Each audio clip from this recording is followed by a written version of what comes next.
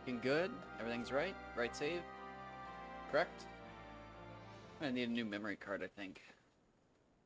I think this one's almost full. It's weird. Weird. But I do have a bunch of games going.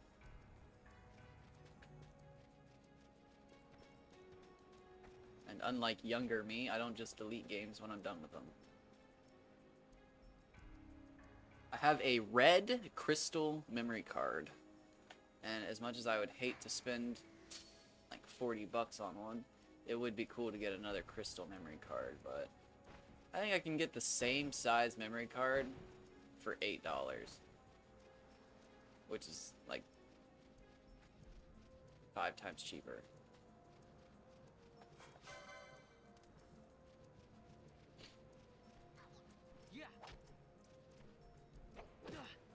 So I'll probably get 2 levels this time.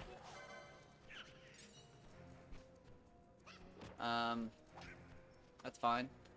So when we finish up, it'll be cutting through another level, which will most likely allow us to get 3 levels the next time.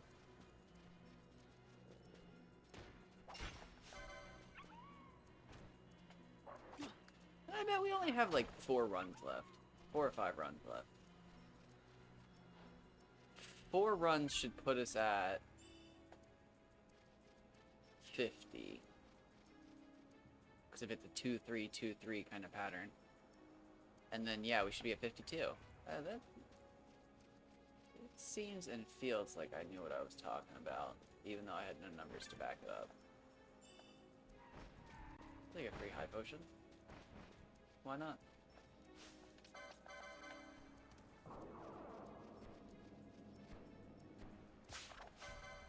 I'll take a free one of those as well.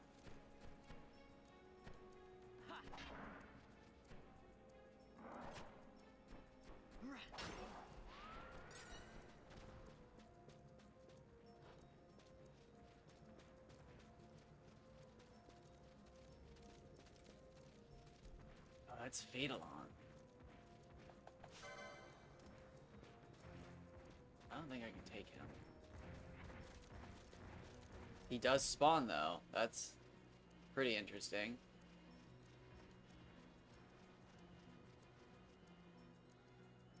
I wonder if he still drops heavy lances. Ooh, that'd be cool to get, wouldn't it?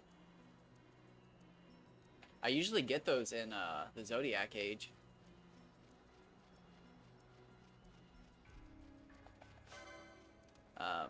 Ulahan. Ulhan? Ulahan? I don't know actually how it's written. Has a lot of battle lores that you can afford very early into the game. And then if you add in a heavy lance, oh my gosh, you're doing so much damage.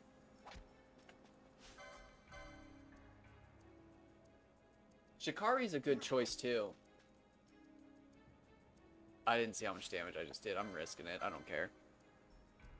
But Shikari I don't think has as many battle lores. Yep, dead.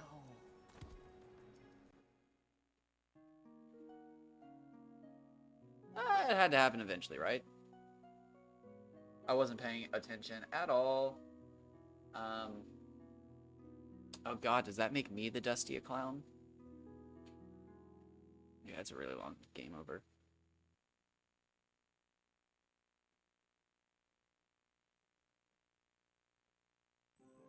My moltings!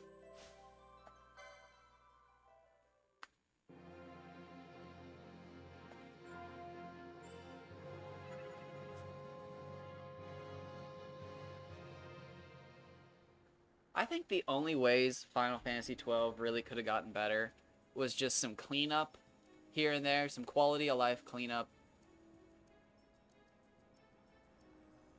A little bit more weapon diversity, I think.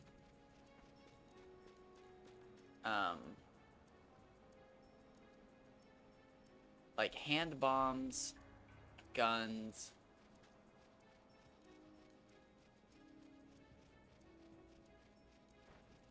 Crossbows and measures are pretty much never, not viable, but useful. At a certain point, you get a two-handed sword that's almost always an upgrade, I think. Defender or Save the Queen. I don't remember exactly. But I do believe it's pretty consistently just an upgrade thrown right to you. Like a little, here you go. I could be wrong. But like crossbows, I know there's a pretty good crossbow you can buy when you get to the Fawn Coast. No, not the Fawn Coast. It's the port. I can't remember which port it is. It's right after the Fawn Coast, I think. And then, like, hand bombs and measures are never, like, useful outside of some very niche things. But, like, you don't have to use them. At no point is it like, oh, wow, this made this game so much easier.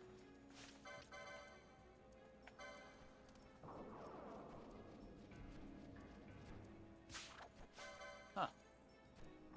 I don't think that's worth it. I think I just got robbed like 200 gil.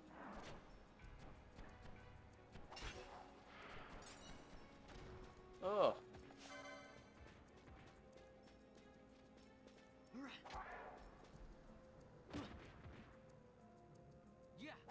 And then guns are cool. I mean, everybody wants to use a gun on Balthier because he has the unique animation. But like, once you start to realize how much faster everybody else is attacking, you're like, oh, this isn't really fun anymore. And then you switch Balthier to like a katana or a ninja sword or a dagger, and you realize, oh, I've been wasting the fastest speed stat on a gun. Did I just do what I think I did?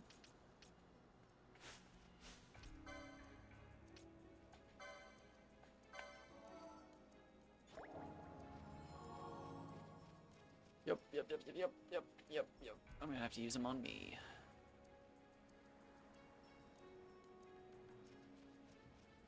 I think it actually would have saved me.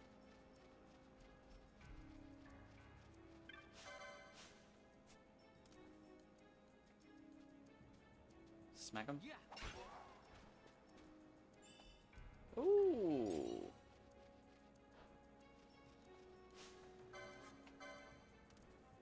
Should have been farming that chest the whole time. Oh my gosh. What are the odds of that? Probably pretty high, coming off the same save. Ooh, my triggers are not feeling good.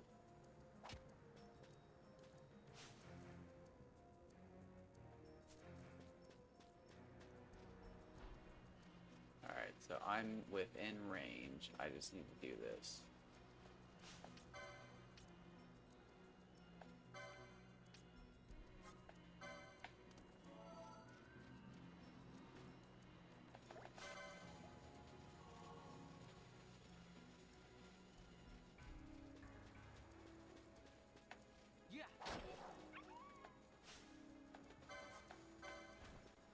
Alright, are we good? Oh, nice. That's about 450. 455, I think, right there, actually.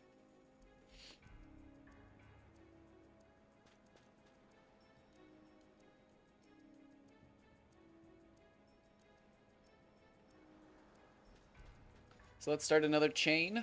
Let's get it.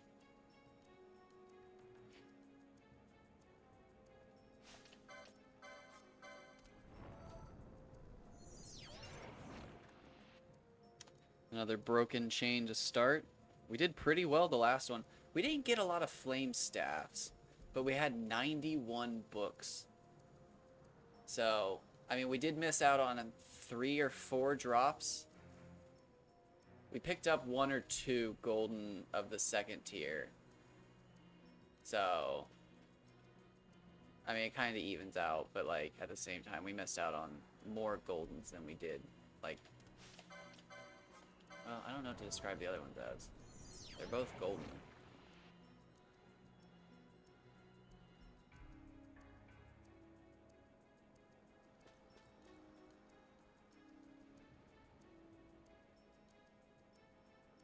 I don't know. Let's try for 7, 14, 21 this time. We got 7. We got 15. That was incredible. But I kind of choked in the 20s. I didn't kind of choke, I choked.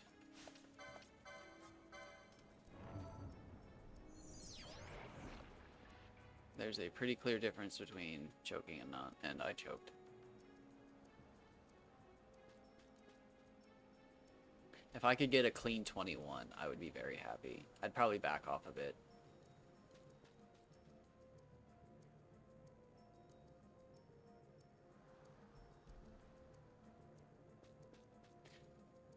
I would start to wonder if there's anything you can take out faster.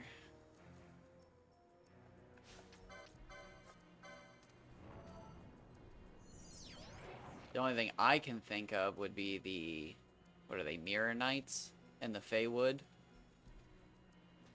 I think so.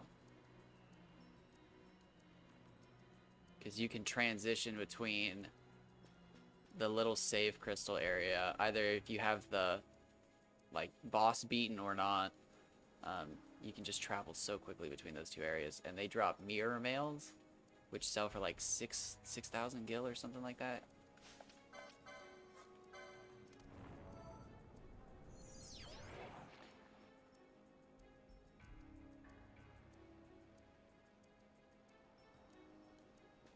On a good run, you can pretty much be back to the like dotted line before you even throw the Phoenix down.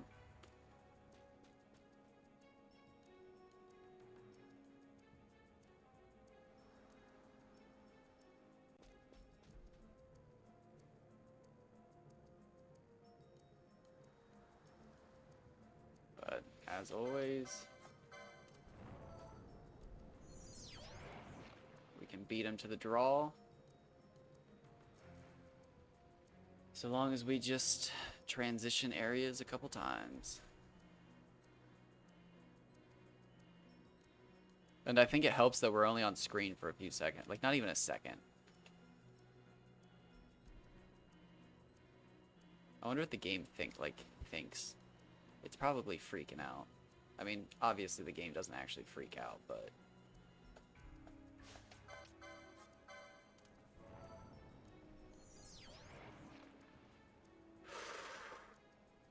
That's 3 goldens in a row.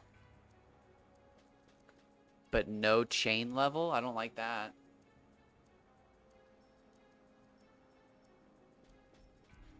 That's a bummer.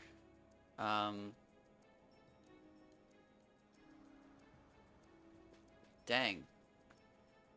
Okay. I still haven't Googled what that means.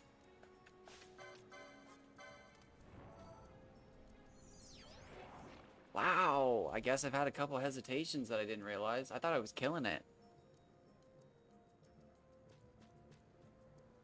I'm looking at 9? 40, I think. I'm level 40, I believe.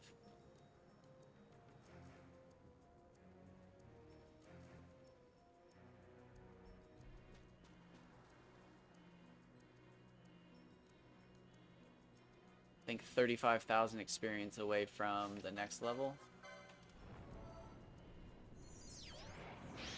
Chain level 9. Ugh. Not the best. Not what I wanted to see.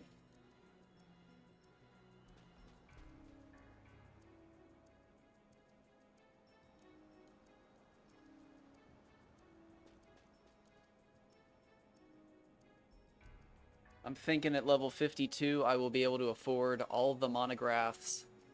I will have enough license points to pretty much max out the board so that I can use a burning bow.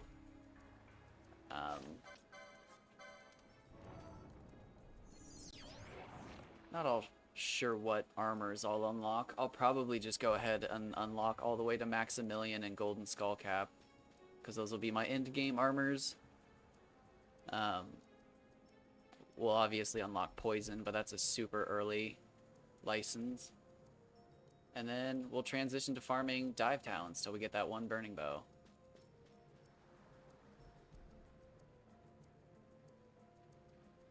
The first time I ever, like, power leveled in this game, I was stuck at... Is it the Osmoa Plains? I can't remember exactly how it's spelled, but I got stuck there because I missed the piece of dialogue where I was given the free chocobo ride, and I just ran around for like weeks, killing everything. And then eventually I was like, you know what? I'm going to try out these chocobos. And then I found that little path and just felt so embarrassed. Thankfully, nobody was around, but like it was one of the first times I think I ever felt like true embarrassment with no one around, and it was still just like a moment of just true, yeah, embarrassment. LOL, truly. Like look out your windows and then close the blinds because you feel so embarrassed by what you've done. Um, but I remember Vaughn was like over level 50 and I could one-shot everything. Um, Probably not. I don't remember how fast you can actually level up in the caverns over by the Dive Talons. My main goal is just to get a burning bow. I've always wanted to do 99 before Bosch. And I actually had a save on this PS2 that had everybody 99 before Bosch, but the license points didn't add up, and I felt like it was cheated. I don't know how I ever would have done it, but something didn't seem right.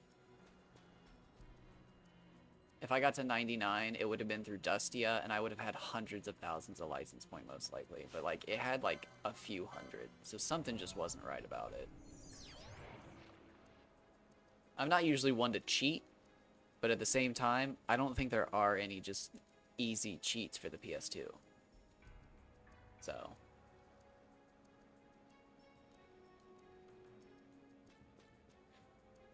Oh, that could be possible then.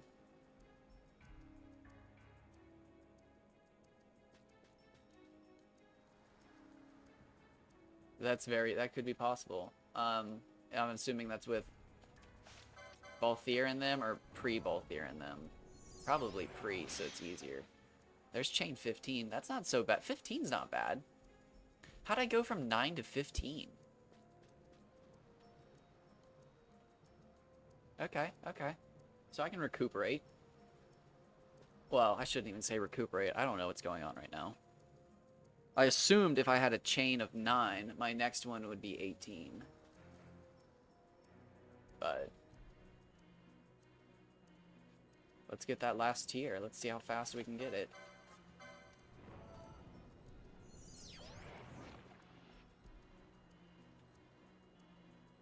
No, I've never actually gotten a burning bow this early in the game. I think I've gotten it once I've had Fron and Balthier, but I don't believe I've ever gotten one with Pinello. My last playthrough of Final Fantasy XII, the Zodiac Age, I got, what is it, the Steitengrot? Sauerkraut? Something like that.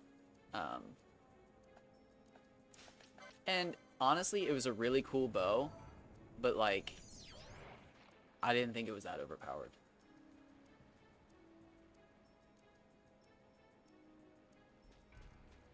So, I decided if I'm going to play through on the PS2 again, yeah, there it is. Steitengrot. So, yeah, the invisible bow. I wish I had the Zodiac Age set up, but my PS4 doesn't work, so I can't. Somebody on Reddit recently said that you can actually see the bow on a certain zone of the Cerobi Steppe. The bow like appears next to a tree or something like that, but like there's only one stage in the entire game, and it's the Cerobi Steppe and a certain one on the Cerobi Steppe next to a tree, but you can actually see the bow and the arrow you have equipped like floating in the air. I haven't been able to confirm it, but I recently saw a comment that said that. And it would be hilarious to find out that if it's true, there's just a bow floating in the air if you're using it. But again, I do not have access to a PS4 to test it, which is a huge bummer because I do have an account with 6 Steitengrots on it. But I used the Steitengrot to blaze through Trial 100. Obviously I did Trial 100 without the bow, but then I did it again with the bow, and it really didn't feel that much different than like a min-maxed build anyways. Like I had Mithuna, Kumba, and what is it, Mesa. Um, I had all those ultra like super good weapons, and like yeah, the Seitengrot's like the most powerful bow in the game, but like it's still a bow.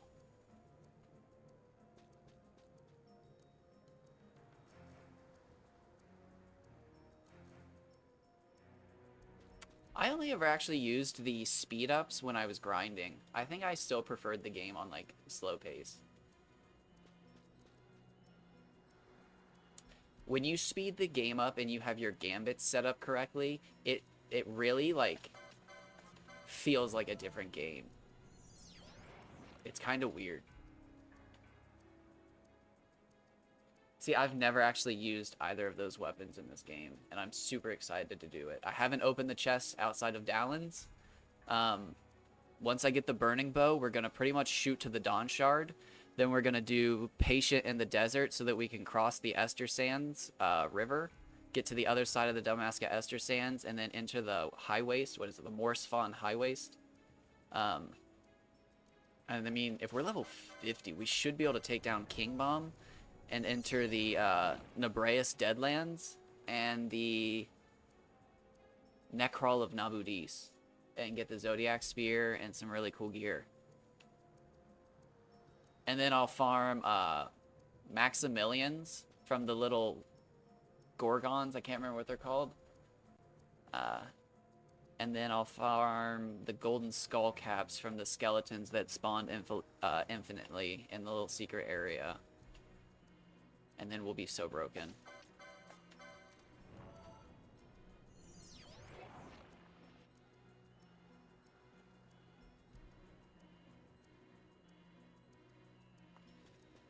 So I've done all of that on the Zodiac Age, but I've never done it on this, and I'm excited.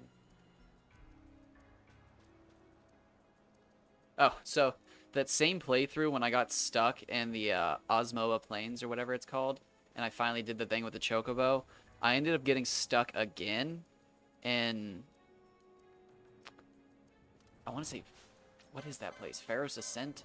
I can't remember. It's the one where you have to do all the lantern puzzles, but I couldn't figure out the lantern puzzles, and if you mess up the 2 lanterns in a row, you get teleported back to the little trap area where you have to fight the monsters, and I got to like level 80 and just gave up.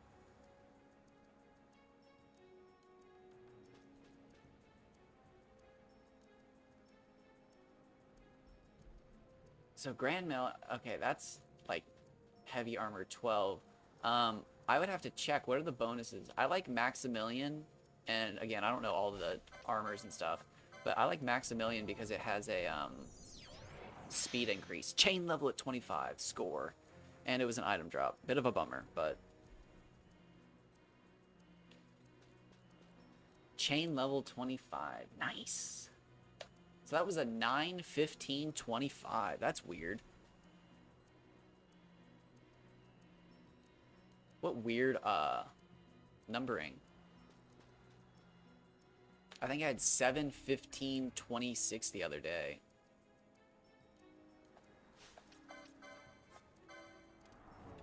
Oh, he getting teleported.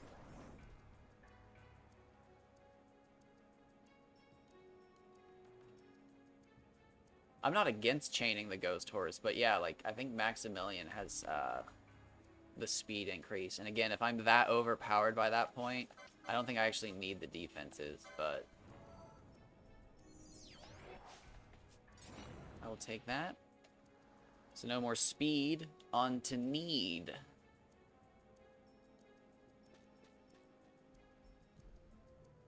Yeah, but I've I don't even want to say embarrassingly, because I'm not embarrassed about it, but I have done this a lot. I'm not really worried about it. You just zone back and forth. You literally hold down on the analog stick, and it forces Dustia to spawn pretty much as close as possible to the exit. So then you just menu, Phoenix, do it, run closer. Menu after he dies, let the item hit the ground, grab it and run back. I've got it down to like a science.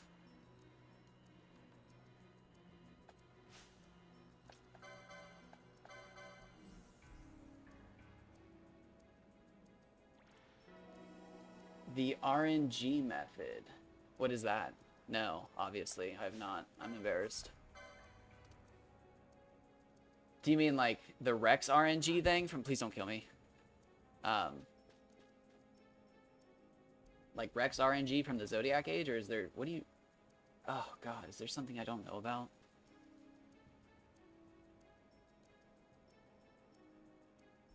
I don't think so.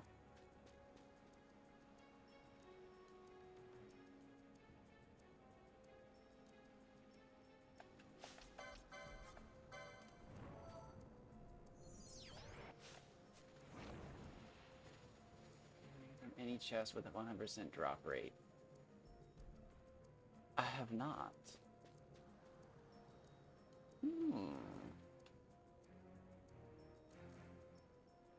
Can you only get stuff available from chests with that? Or could I get a Worm Hero Blade?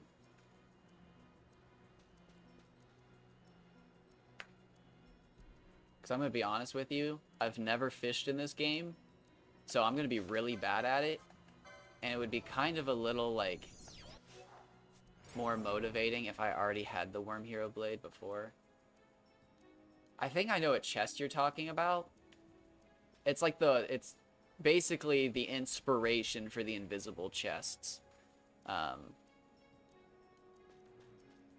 In the Zodiac Age. It's the chest that has like a 1% chance to spawn, or a 10% chance to spawn, and then a 1% chance for the Zodiac Sphere or something like that. Oh, what am I doing? I can't even spawn him. Oh, no, now that you've told me about it, I'm going to have to check it out. So thank you for just doing that. But yeah, I wonder if it's just limited to certain items specifically, or if it's like all items. That'd be really cool. Yeah, no. Oh, God, what am I doing? Oh, God, what am I doing?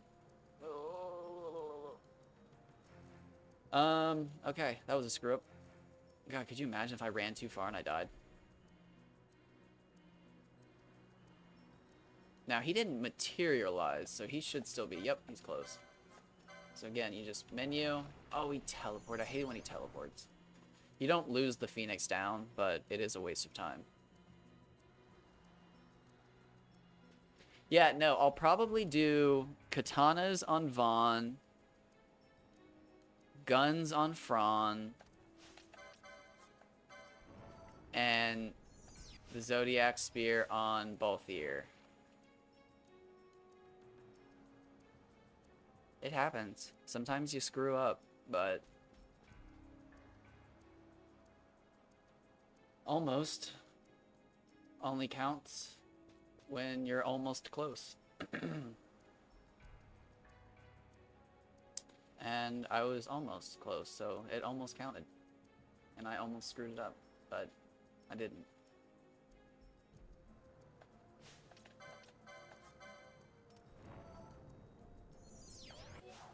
Alright, 3 flame staffs, I'm calling it.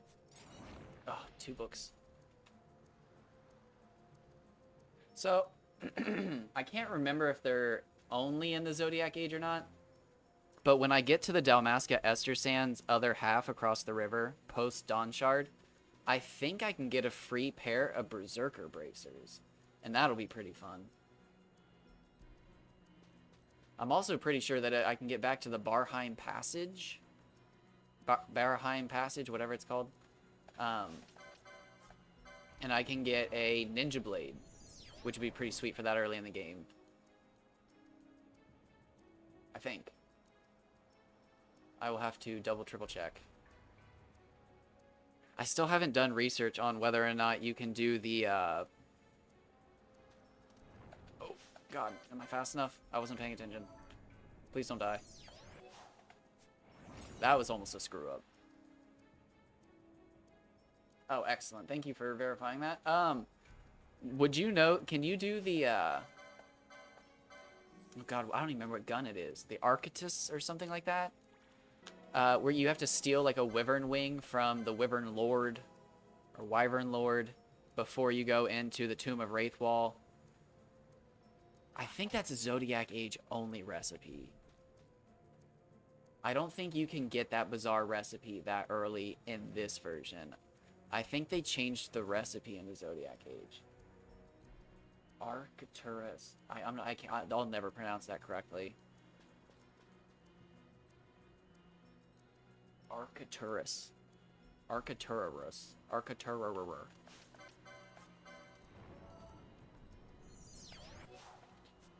You're gonna hurt yourself, kid. Okay, so excellent, excellent. I will be farming that.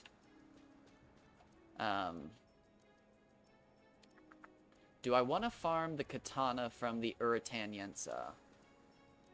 Don't you have to kill like 100 of them and then like the rare one spawns on the very last like oil platform? Do I want to do that? Yeah, you have to kill like a couple bull Yensa out on the pier in order to get their fins. And then obviously there's the wyvern wing, and then no, I can't remember what the last item is. But you can also get Aqua Shot at that same time. And then when you do Patient in the Desert, you actually get Worm Fire Shot for free. So you have 2 really good elemental shots super early in the game with a broken gun. If you don't get the gun there, you can actually get a really good gun after doing Patient in the Desert and you cross into the Silica Wood. Is it the Silica Wood or the Fey Wood? Am I mixing those up? I think it's the Silica Wood.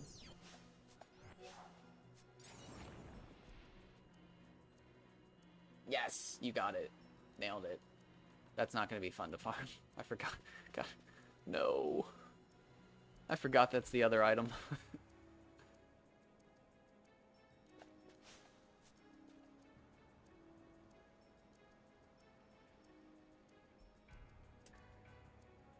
There was actually a Final Fantasy XII guide unopened in the plastic collector's edition at the local game store the other day, and I didn't buy it. I should have.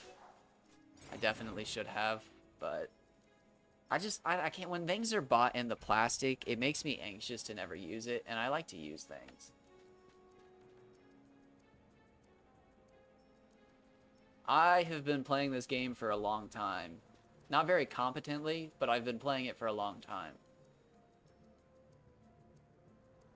I wish I could speedrun it, but I'm not good enough.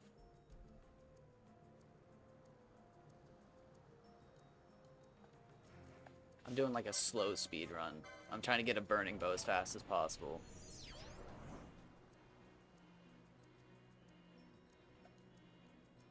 Yeah, I love it when people show up and know a lot about the game. Like, you have answered all my questions instantaneously. I can't even type half the words that you've responded with into Google in the time that you've responded as I'm saying the questions. It's also because I'm, like, illiterate on a keyboard.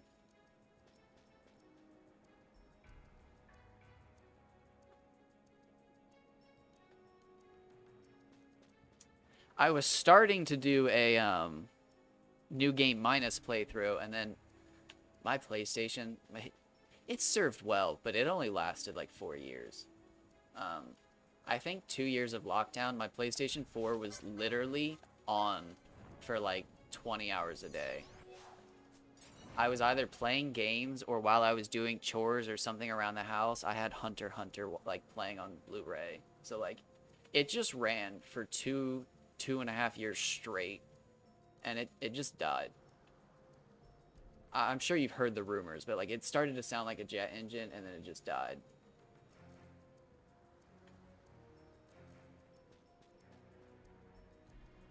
No, I've never tried it on this game.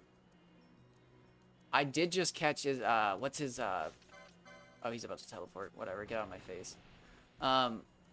Zero. I know Zero's in his name. I saw him stream yesterday. The guy who speedruns Final Fantasy XII. I was going to stream yesterday, and then when I saw that he was on, I was just like, no. I was like, I'm just gonna watch him. What am I doing?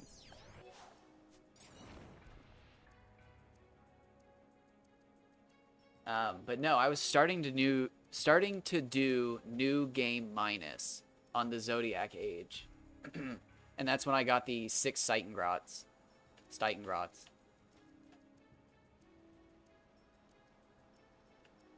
It's sauerkraut. When I used to go hiking, when I was in school, the road out to the park that we hiked at was literally called sauerkraut. So, like, nice, level up. Alright, so I was doing about 455 when I hit myself with the staff. After a level up, I'm probably... I gotta be careful. But no, I was doing the new game minus playthrough, which is, from what I understand, way, way easier. Sauerkraut? Like, fermented cabbage and carrots. Sauerkraut? I think there's only like 2 ways I could be pronouncing this. Sauerkraut? Sourkraut?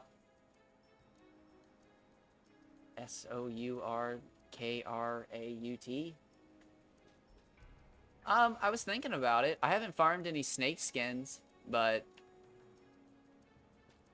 I mean, honestly, I think the only thing that ever stops me from doing that is the Hell's Gate flame. But like, that's just RNG. Sometimes that happens really quickly. The last time I did that grind, it happened so fast that I actually couldn't believe it, and I kept grinding, and then like all of a sudden I like picked one up and I was, oh no, how did I not get that? Robbed in broad daylight.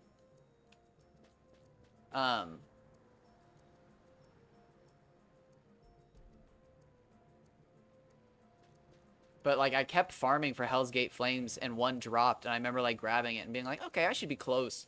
And I checked my inventory and I actually had 1 extra from what I needed to create the sword. And it was just like, wait. God, he's teleporting a lot.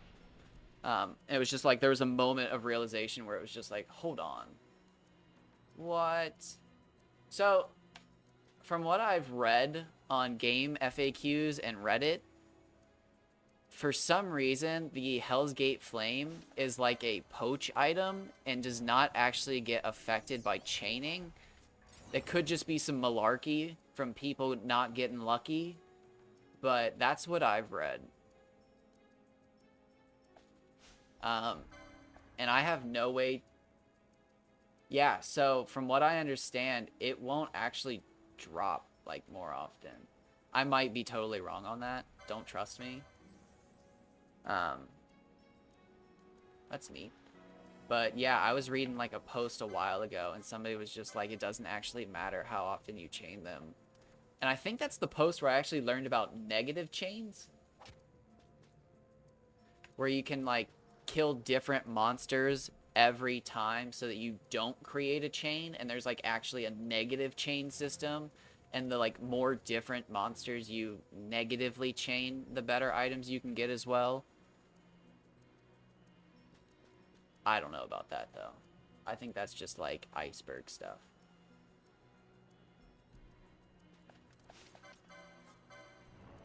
Ooh, are there any good iceberg videos on this game? You think I got that? That's pretty far. That's not worth it. I didn't feel confident in that.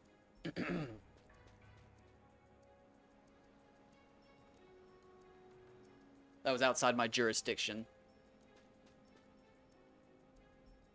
Oh, my water doesn't have a cap on it. Oh, which side am I on? Oh, God. Can I take a drink? Okay, we're good. Oh, you said yeah, you can't. I'm sorry to disappoint. I did not have the confidence. I had literally no confidence in myself getting that drop. Well, no, I take that back. I had all the confidence I could get the drop, but not back.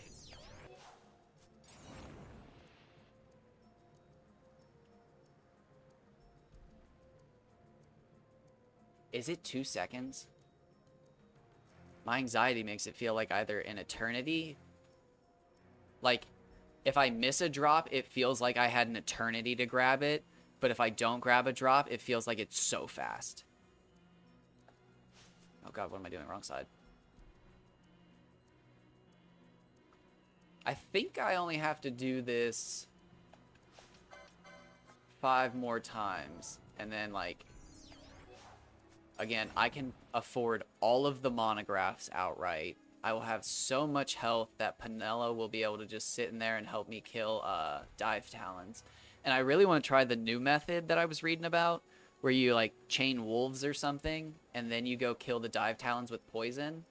And when you kill the Dive Talons with poison, they drop the tier of, like, loot you get from the wolves, because you didn't technically kill the Dive Talon. But yeah, again, if I buy all the monographs, I'll have, like, no money. I don't need all the monographs, but... See, that's so cool. I never knew about that. I actually, when I was younger, tried to, like, chain the Dive Talons. And it drove me mad. That's so cool.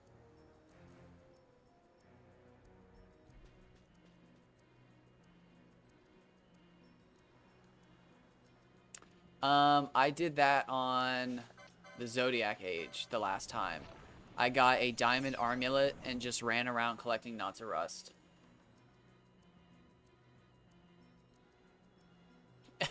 and then when I got to the Tomb of Wraithwall, I had the I had like the whole stack of knots of rust ready, and Garuda just died instantly. I just spammed knots of rust on everybody, because since you can control Vossler as well, you could just shoot 4 knots of rust instantaneously. I didn't even have to use the Esker Berry from the Uratan Eater side mission. Or Easerker Berry. Easerker.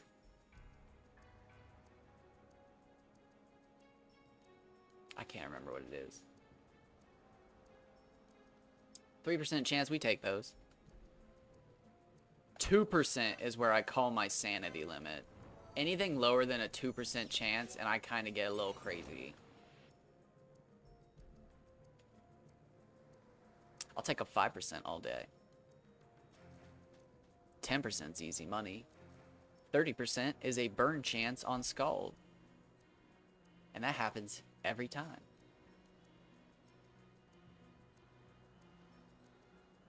That was me, hilariously, for the Demon Wall right after. I liked guns and bows and, you ready for this? Crossbows. My first playthrough. My first playthrough ever, I remember being just so cool because I found Nalbina Fortress and I bought myself a crossbow and I was like, oh, check me out. And then later I found out that, like, that was why Fran and I were missing all of our shots. But anyways, yeah, no, when I got to the Demon Wall, I obviously could not do nearly enough damage, and I just always remember being like, this is impossible. Like, how are you supposed to do this? And it took me a long time to figure out how you're supposed to do it. I think I was like 25, because when I was younger, I just leveled up a lot and just beat it to death really hard. Probably with a crossbow, bow, and gun still, but just 40 levels higher.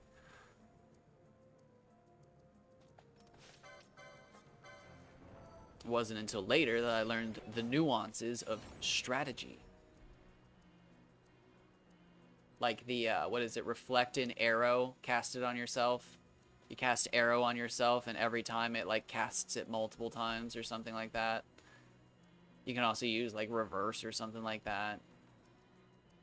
But, nope. It wasn't until the Zodiac Age and Trial mode that I actually started looking into strategies. See, Yizmat isn't even that bad to me because it really is just an endurance test.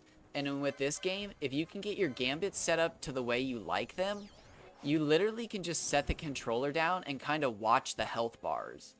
And then when something goes wrong, you hit X, open the menu, and, like, take control again. So, like, I never thought Yizmat was that bad. Never beat Omega because I think Omega is just... It's too much gimmick. It's too much gimmick and not enough fun. Yizmat is... Ooh, that's scary. Okay.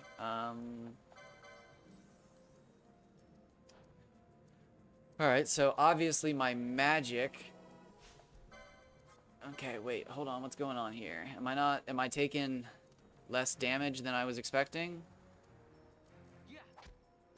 Yes.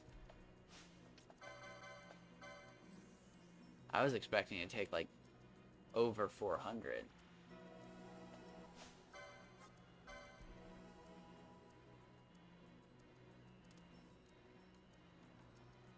Oh, it's... Yeah, you're right, it is protect. Oh, God. You are abs... Wasn't even paying attention. I thought it was Libra. Oh, my gosh. That's why I'm not hitting so hard. Oh, I wasn't even paying attention.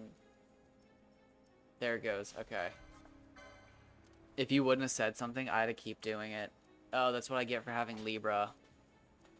Okay, please don't tell me that was like... Okay, we're fine.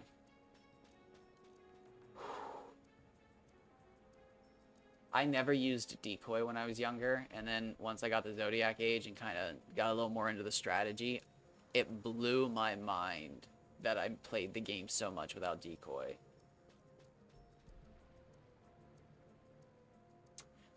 So I don't think you can combo with a staff. Because what you were saying has happened to me multiple times on this, like, save exactly. Because I originally would always not kill myself, but knock myself down with my fists. And then I'd like combo myself like every third time. So I switched to staffs because I don't think staffs can combo. I don't think they can combo. Or like... There's something else. I can't remember.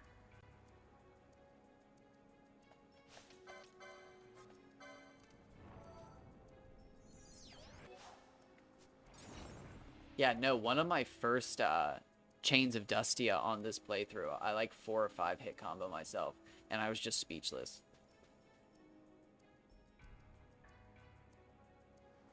I can't even remember when my next staff upgrade is. I don't think I get like the Storm Staff until I go back to the Barheim Passage. There might be a Cherry Staff along the way. I can't remember. I think it's the Storm Staff, but that's, again, it's not after till like the Dawn Shard. Wow, is that like the 5th teleport? 6th?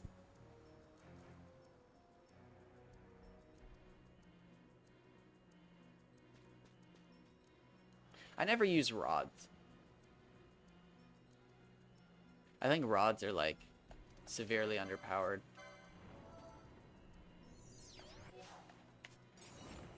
I think they should have found a way to combine rods and measures and made rods like way better. Like make people want to play as a white mage because the rods are so good. It's like I don't know anybody who ever runs measures. Like, I don't think there's any crazy builds you can do that make the game like super fun when you run measures. I've tried hand bombs a couple times, and like, it's kind of funny, but like, they're just not. They should be broken. They should be one of those things that when you like first see one, you're like, okay, I'll try this, and then like it just annihilates it. Like, just destroys whatever you throw your first hand bomb at. But yeah, like, they're not good enough to justify, like, how few there are in the game and how rare they are. With that being said, maybe I will try them out this playthrough and see if I can find some fun to be had.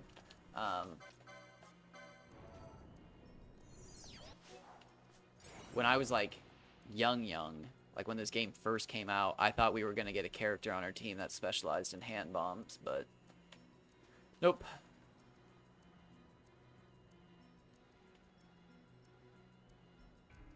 Should have been Pinello. That would have been wild. Like, you first get Pinello and she's got a dagger, and it's like, okay, yeah, it's like, you know, the typical person you get early in the game, the little follower.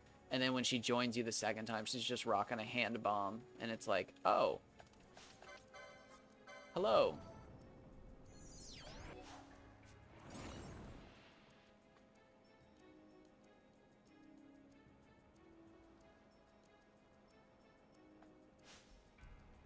Really?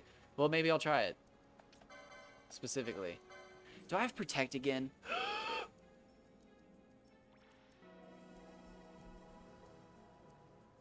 Am I gonna do enough? I don't think I'm gonna do enough damage. Do I just wait the Protect out? What do I do?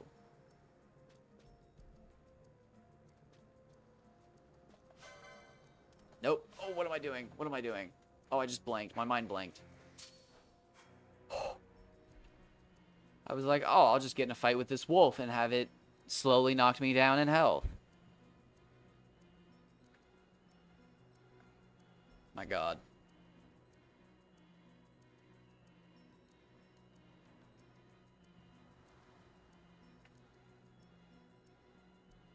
See, but like then my fear is my health's gonna get low enough and the wolf's just gonna be on the other side of the wall.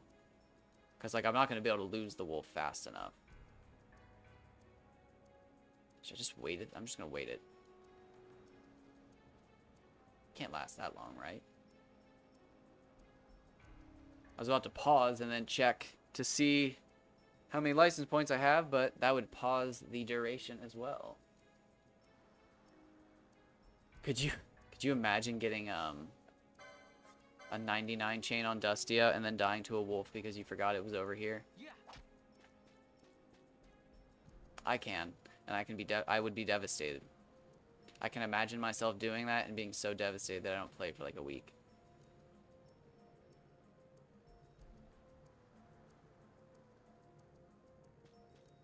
Yeah, it's not worth it. There is no reward to be found there. I could just spend an extra minute of my time waiting it out. We are over the halfway mark. I am interested. I had a pretty strange run yesterday.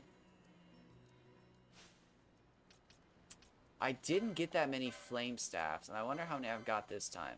6. I haven't gotten that many this time as well. How many books have I gotten? 60 books, though. So, that's interesting. The first 4 times I did this, I got so many staffs.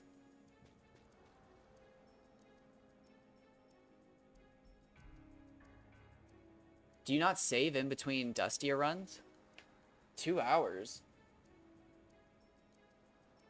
Oh god, am I going that slow as well? Is it going to take me 2 hours to finish this? Oh, yeah, it is. I am only about halfway through. Yeah, I don't want to lose this. Good point.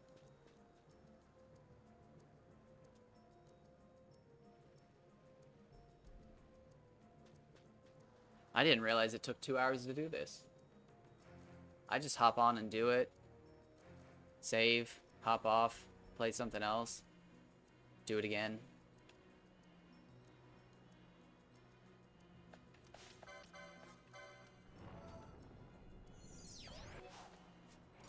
Although I do deeply appreciate what they did in the Zodiac Age with New Game Plus, so that you can just start the game at level 90.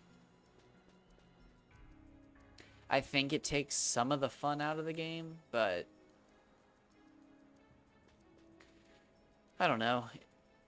I actually used it for my last playthrough of the Zodiac Age.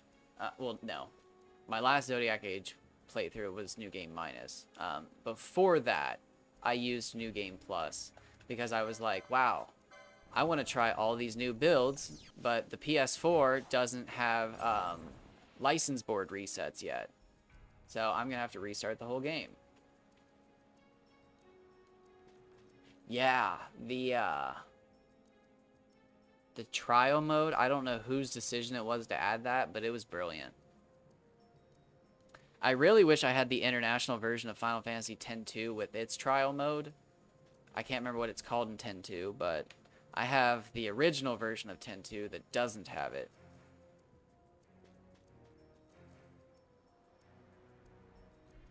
I think if I buy Final Fantasy X-2 from Square Enix... Oh, do I have... Oh my god. I have 260 something health, don't I? Yes, I do. Yes, yes, yes, I do. Yeah, I have only done that twice. I did it once. I think I said this earlier. I did it once with like an actual build where I used Kumba, Mesa, is it Mesa, and then Mithuna, and then I just wiped him with that. And then I did it a second time where I used the Seitengrats or whatever, and that's where I was like kind of upset that the bows weren't stronger. Like, don't get me wrong, the bows are broken, but like on like a proper build, if you have Balthier and Vaughn with Bravery and Berserk on, and they both have Ninja Blades or Katanas, they can get like 5 or 6 combo hits and do just as much, if not more damage than the bow can.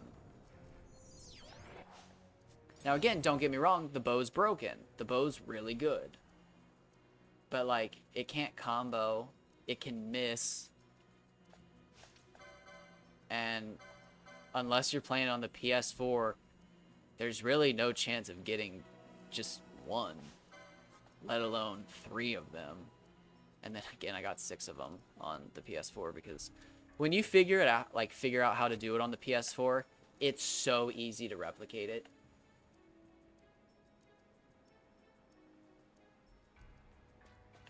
Oh, what am I doing? What am I doing? What am I doing? Too close.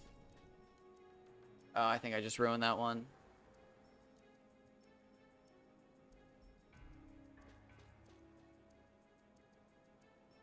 I actually don't remember where you get haste in this game. I think I remember it not being in the same... Oh, he's kind of far away. Is he going to drop something? Oh, thank gosh. I think I remember haste being in the same area, but it was moved in the Zodiac Age. So I'll have to refigure out where that is. I remember the one thing that like made me the most angry when the Zodiac Age came out was that only one job has haste.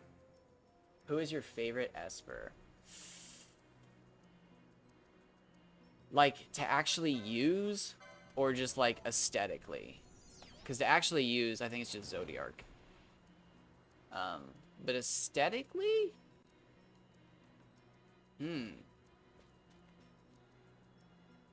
Who's the guy in the caverns? Aldrinaeus? Aldriniac? Something?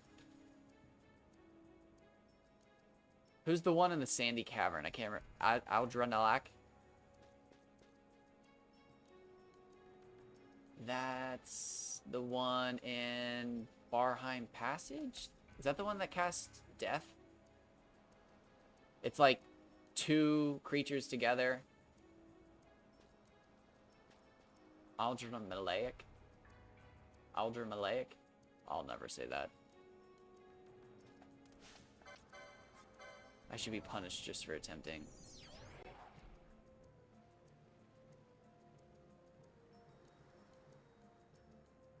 Yeah, that's a great one.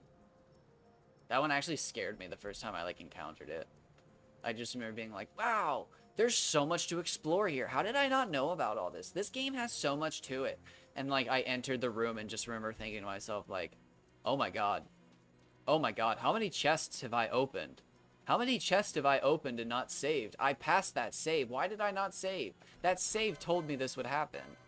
And then, like, the boss actually showed up, and I just remember thinking to myself, like, oh yeah, this is going to be a fight that I do not know how it works.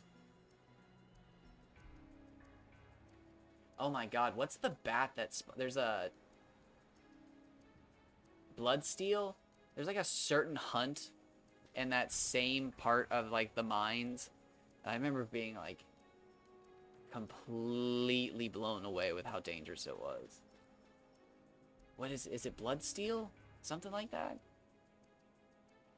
You get the quest from 2 prisoners who escaped, and they're like, one's drowned on the river or something like that.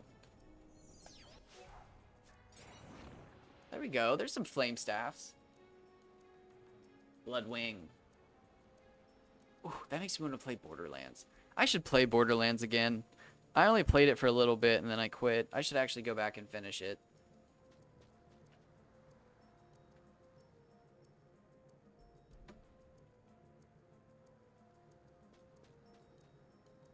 Yeah, I remember my like when I got the Zodiac Age, I was just like, oh yeah, this is a lot of fun. This is, like, I remember this game, and like that bat gave me so much trouble. Who else? There was a couple other hunts that I remember when I played through the game 100%. I 100%ed everything except for the fishing missions. I don't know why. I have no desire to fish in this game. Which is really weird because I love fishing in almost every other game, but for some reason, I went my whole life without knowing fishing was in this game, and then when I found out, I was just kind of like, meh. But I'll have to check it out. It's one of the only reasons I want to play Final Fantasy 15 again is because I like the fishing so much. I love the fishing in Final Fantasy 15. Magnificent.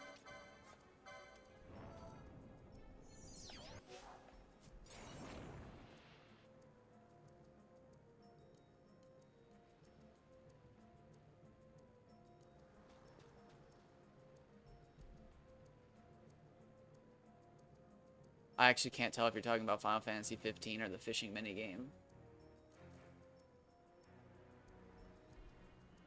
Because there is a lot of button mashing just outright in Final Fantasy 15.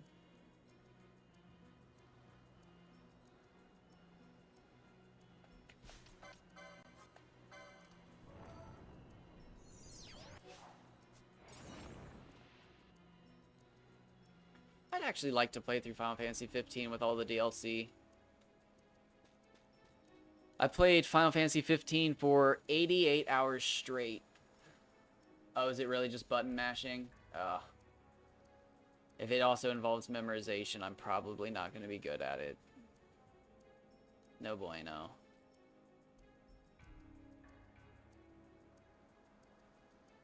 But I only played Final Fantasy 15 for like 88 hours when it came out. And then I remember watching some speedrun videos and being like, oh, these are really cool. I'll practice these. Not like I didn't sleep for 88 hours, but like I only played Final Fantasy 15 for like, I don't know, probably like 5 days in a row. Oh, not worth it. I play a lot of games. So like that's probably only, it's 11 days. It's probably just under 2 weeks. But I did pretty much everything in the game except for fight the Adamantoise, the secret dungeon, and a couple other things. Yeah, no, I had a, God, what is the highway? I can't remember what highway it is, but there's a highway up where you buy the sword Durandal. And I had figured out, like, the fastest way to get rare coins so that you could get 12 rare coins to stack them on, like, a spell. And then you could run over to, what is it, like the Kudzu or the Kudzu, the giant bull guy. And then I would just spam the magic on him as fast as I could, and then I would take him down. And then you'd level up a bunch at, what is the water place with the hotel that gives you 3 times experience? Oh god, I'm drawing a blank. I can't remember, it's been so long. I loved Final Fantasy 15. It got a lot of heat, but maybe I liked it because I actually sat down with my roommates at the time and played through the game. Again, we all played through it on our separate playthroughs, so we all got to do our own exploration at our own paces, and then we all watched the movie, and we enjoyed it.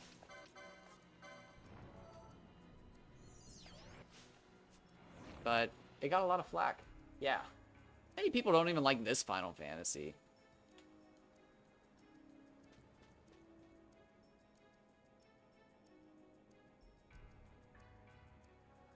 My, yeah, I have some gripes with the story, definitely. But overall, I think for Final Fantasy's first step into like the open world gaming like sphere, it's pretty good. Um, like I definitely remember when I played through the game, there were very few times where I felt like I was actually running through like a procedurally like generated area that was just dry and had nothing to do. Like I felt like there was often like that classic Legend of Zelda, like, oh, there's something there. Oh, let me run to that. Oh, the next thing. Um, I mean, it was no Elden Ring, but it came out like 5 years earlier, 6 years earlier. My God, like 9 years earlier. I'm old.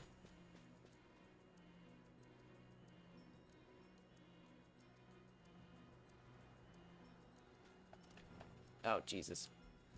Oops. I haven't played 16 yet. I haven't actually even seen 16 yet. So, like, I'm kind of behind the times.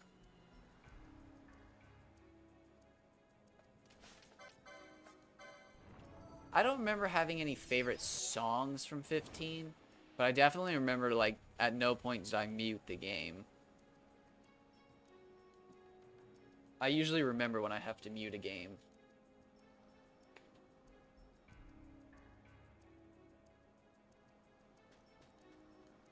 I have to say, I think Dark Souls 3 is the only time I've actually listened to a game's soundtrack outside of playing the game.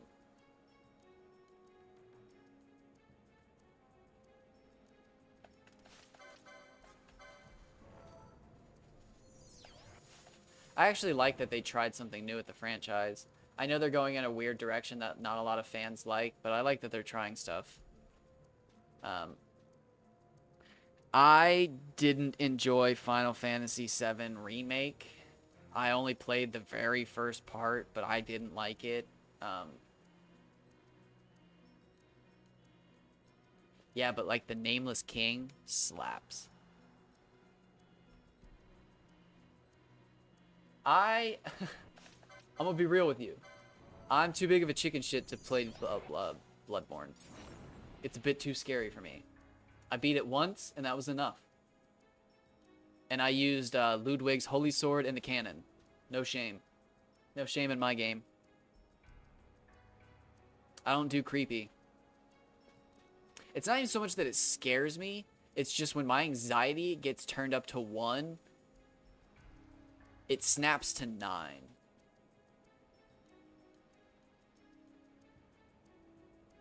Favorite boss of all time?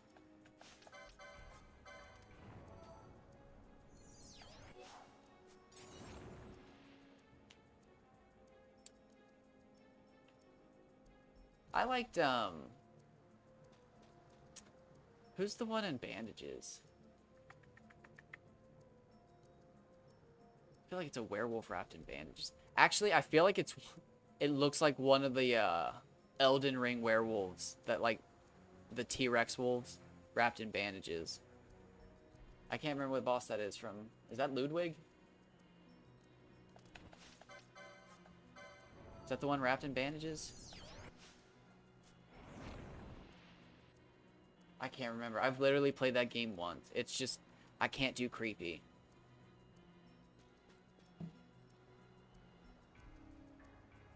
I literally have only done the depths in Dark Souls once because it's too creepy for me. It pushes the barrier. I love Dark Souls, but I can't do the depths. It's too anxiety inducing. The butchers and the dogs. Oh, I hate that room.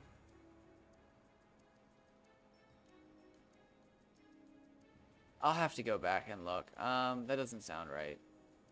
It might be a side boss, maybe. I'll have to look.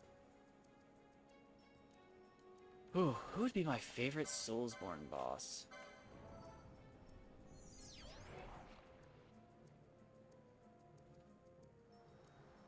I like Quelaag.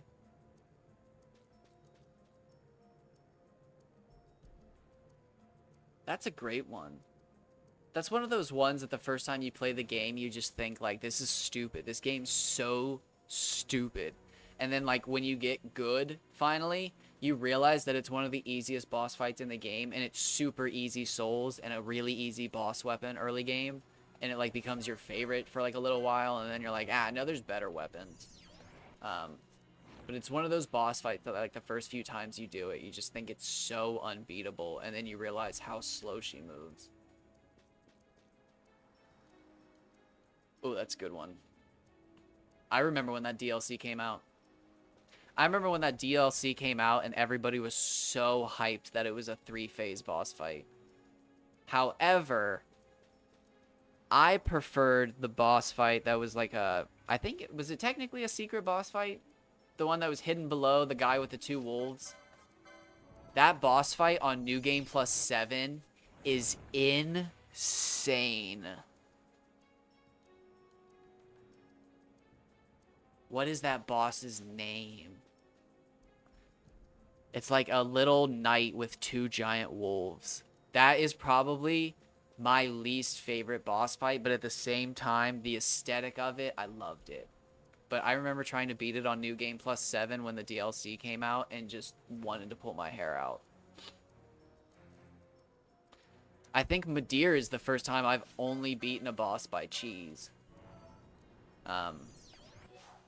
I had to beat Madeir with Pestilent Mist. I couldn't beat him any other way.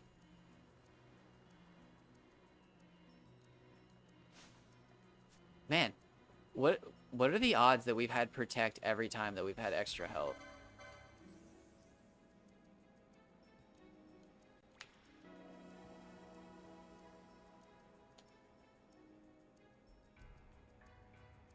Oh, it's over.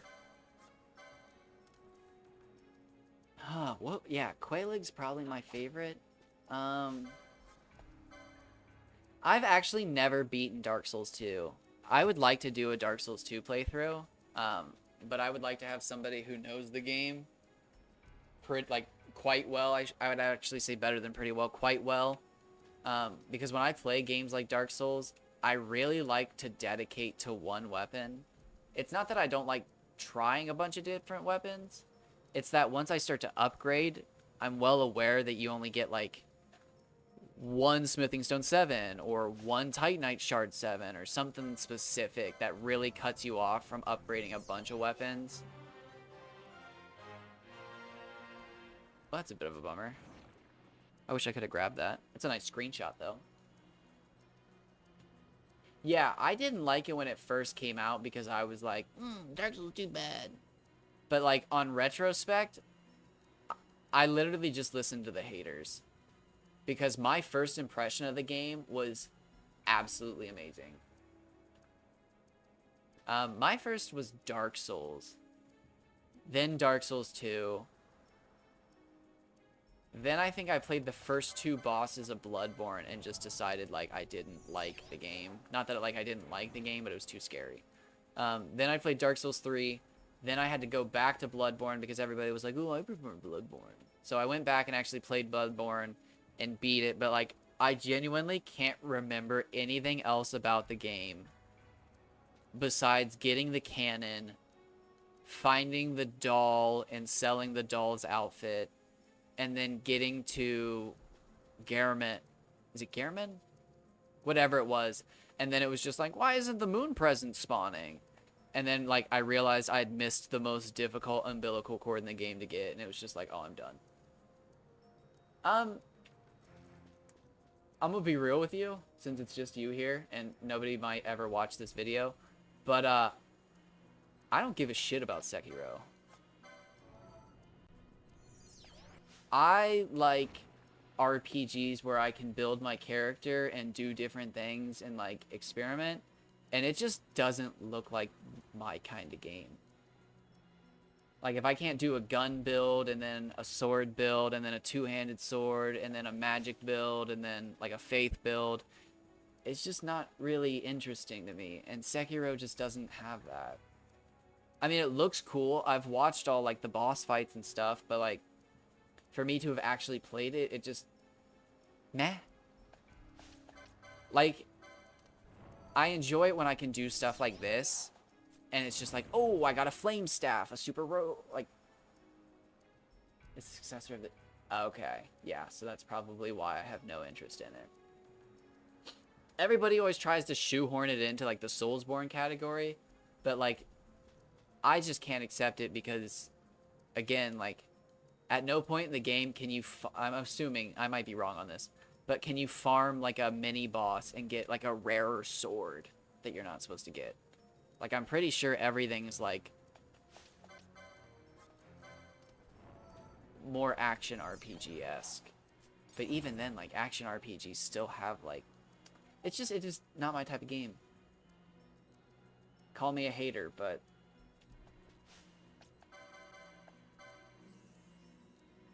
what do you want, June? My cat's yelling at me. What? What?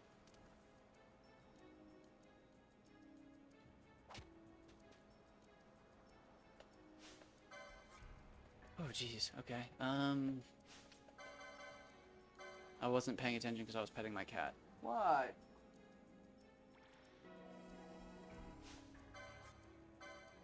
Oh, did Protect just wear off or something again? What?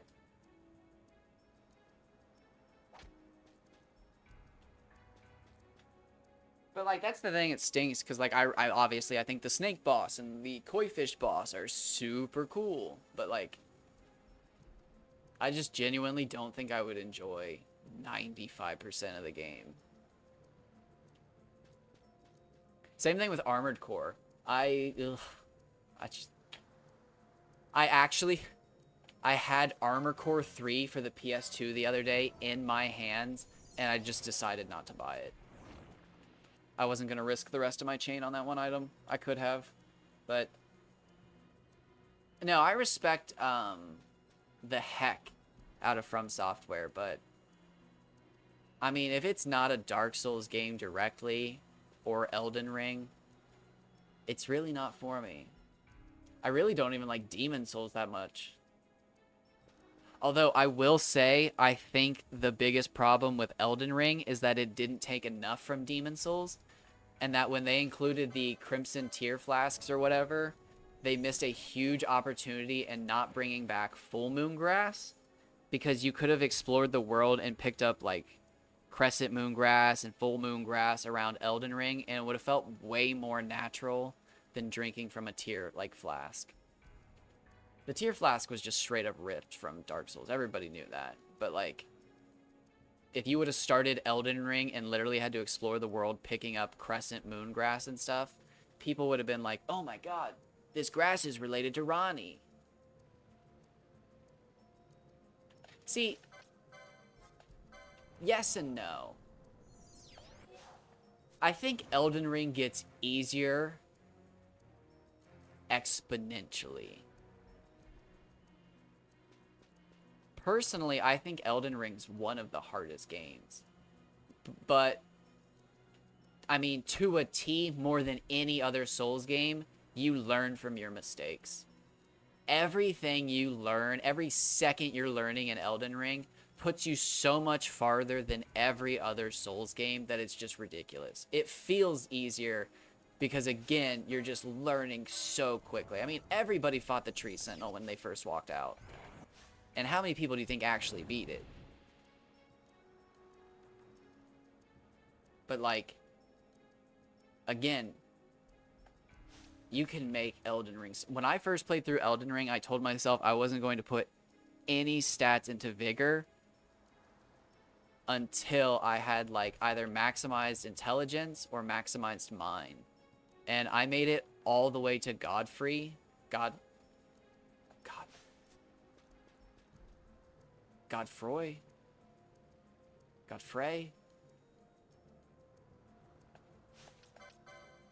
Who's the one with the lion on his back? Am I gonna get that? Oh god! I don't know if I had that. I think I got it. I was getting tired of skipping them. But I made it... Yes, but again, so like... If you don't pump Vigor, if you stay below the even 40 Vigor mark, But if you stay below the 20 vigor mark, Elden Ring is not an easy game by like at all, by any means. I literally played all the way up till the Elden Lord, the Elden Beast, with 8 vigor, Marika's score seal, and is it the Twin Sage Helm? I literally had like 200 hit points. Everything killed me in one hit. Everything. I never leveled vigor. I played like 100 hours before I leveled vigor. It breaks the game. It is the difficulty slider. Absolutely. Every 20 vigor you add to your character survives one more boss hit. Like, I'm not even joking.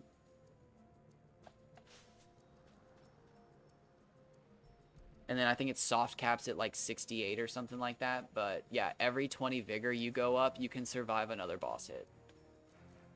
But I played the game with 8 vigor and a talisman and a helmet that lowered my max HP. And it made the game so difficult.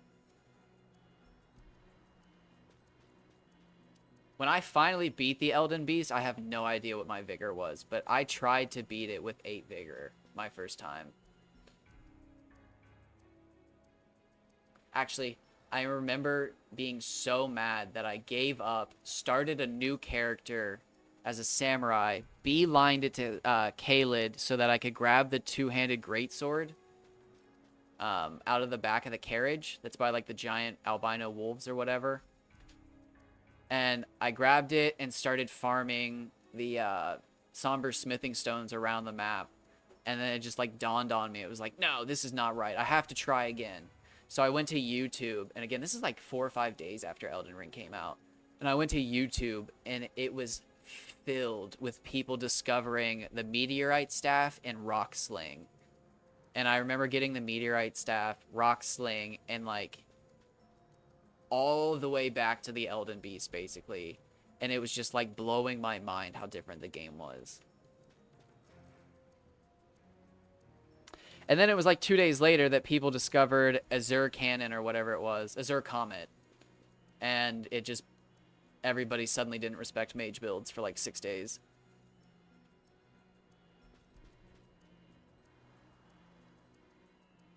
Oh my gosh. Yeah, what is it? The Celia Crystal Mines? I can't remember what it is. But it has a falling star beast. Oh my god, I'm at 254 health! What am I doing? I need to pay more attention.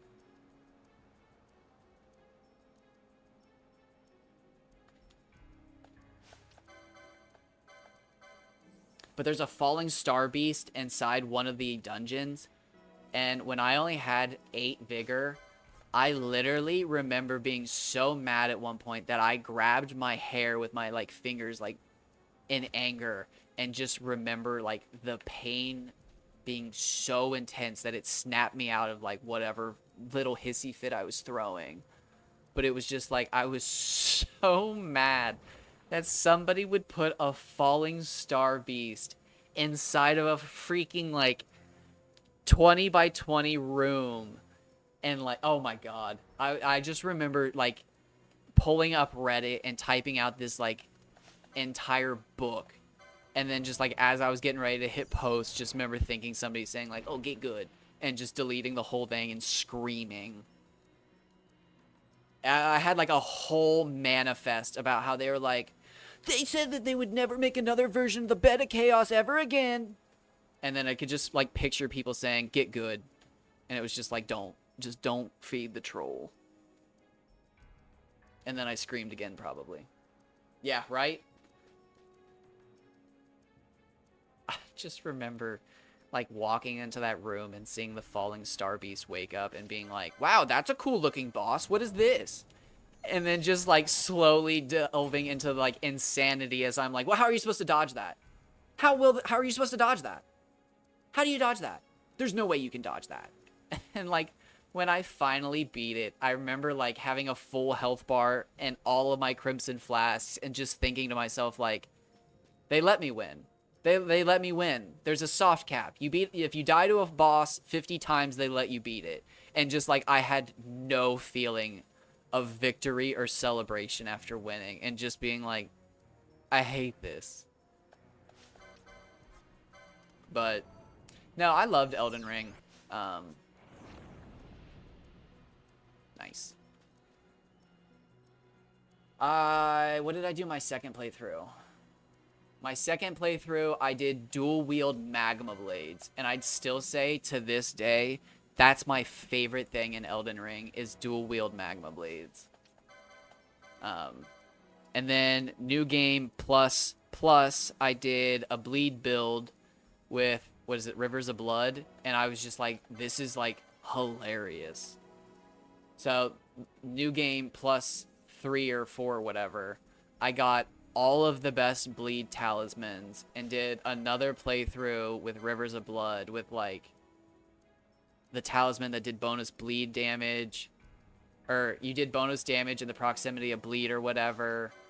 Your jump attacks did extra bleed, or not bleed, damage. I had everything. The upgraded version of Warrior Jar Alex, plus the like combo one from Melania, and then new game plus, yeah, right. And then new game plus like 5 or 6 people are like, oh, if you're not using 2 Godskin peelers, you're not playing the game right.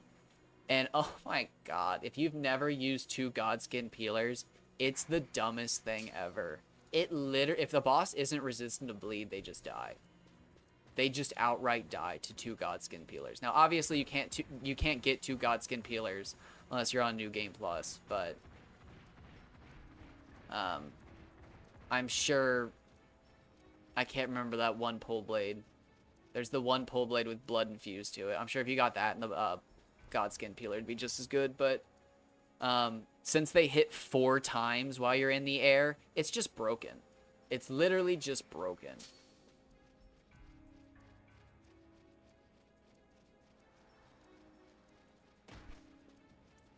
But no, I'd have to say, all in all, and it takes forever.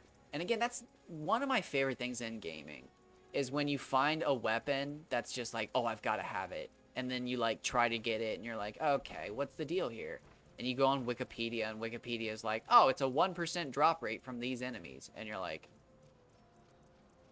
oh, I hate my life. But nope, I did it. I remember farming 2 magma blades on an Elden Ring account with only like 3 bosses beat. I beat the I can't even remember what they're called. I beat the 2 Scarlet Rot Knights over in Caelid that give you the Golden Scarab for bonus runes. And then I think you have to beat a Godskin Noble. Yeah, I think you just have to beat a Godskin Noble in the Volcano Manor, and you get access to the Serpent Men that have the Magma Blades, and you can farm them. But, oh my gosh, they're so much fun. I love the Magma Blades. I think they got a nerf, though. I could be wrong on that. But, again, my PS4 is dead, so I'll have to buy all of that stuff again. Oh, wait, no, let me sell my books. I'll have to buy all that stuff again. And I'm kind of waiting for the DLC to come out. Wow, we were almost maxed out on books. That's crazy.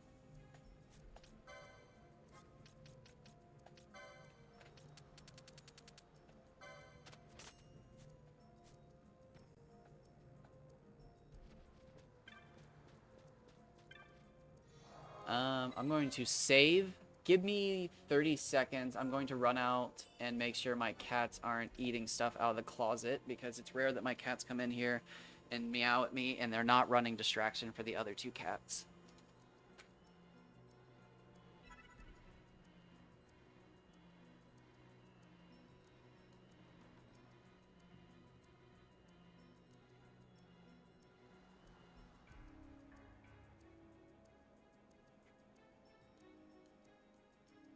Okay, nope.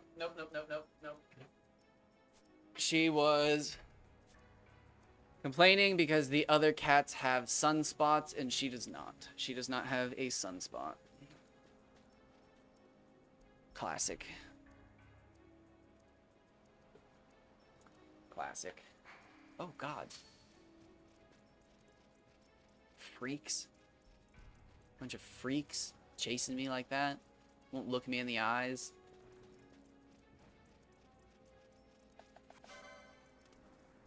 I could have killed them both by now, probably.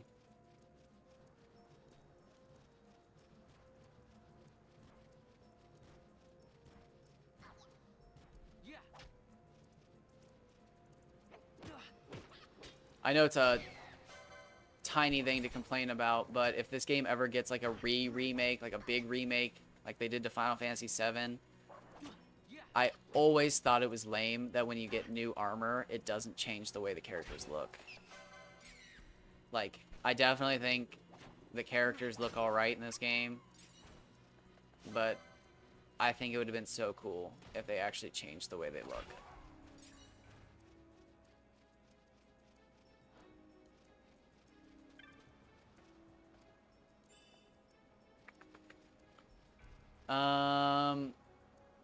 Are you talking about like the unique one that you get from like the hunter and you have to rescue his kid?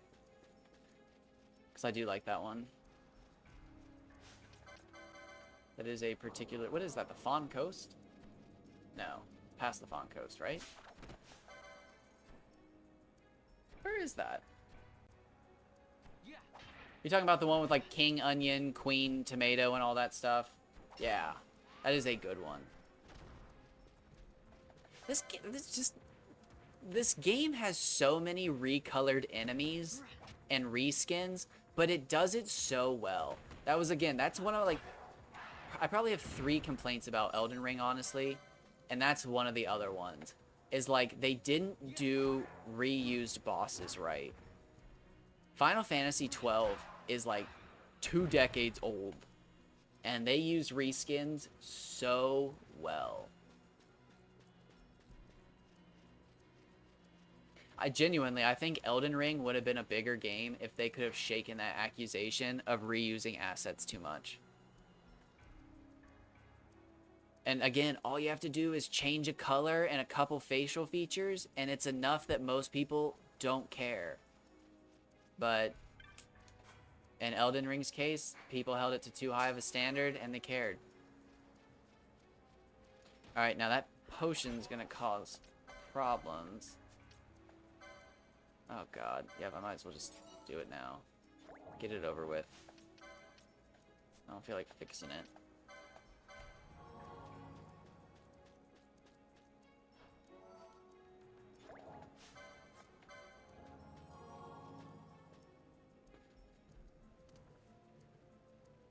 This was one of my first PS2 games. This was one of my first games ever. I played a lot of Pokemon before I got into like console gaming. That was 474. Is it? Risk it. We just saved. Risk it. Did 507. That's such a range. What kind of range is that?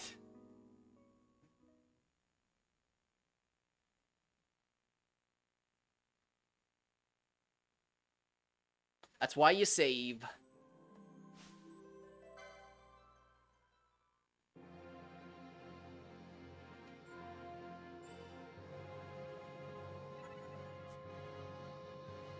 What did I just lose? 4 minutes of running? Oh, God.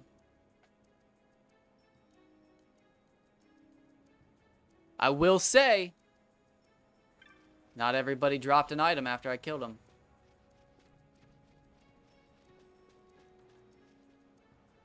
What was the first game that blew my mind? Huh.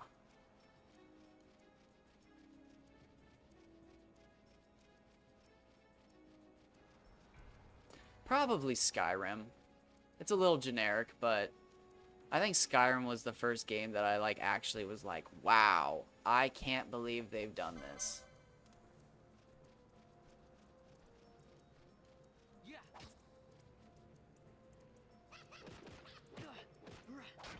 I think I just grew up with too high of standards, though.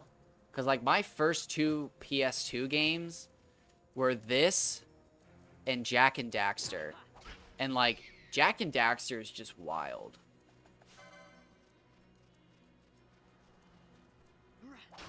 The game world of Jak and Daxter is just absolutely massive. Wow, I can't believe I picked up 2 potions just like that.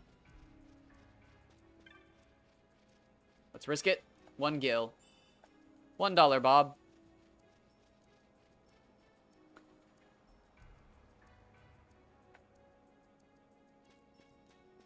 Alright, I'm going to do 1 more chain of Dustia. And call it. Do I feel like doing this right now? Not really. It's not enough money to be worth it. And then after that, I'm going to hop off, eat some delicious lunch. I have no idea what I'm going to eat for lunch. Oh god, I don't even think I set out food to defrost. Oh god. I should probably do that, but I'm lazy. And 2 hours from now, me will bitch about it, and I'll have to deal with it. Because it's not my problem. It is 2 hours and 5 seconds from now, me's problem, to deal with 2 hours from me's problem. Because right now, me has nothing to deal with but these Dustia. What am I doing? Heal yourself.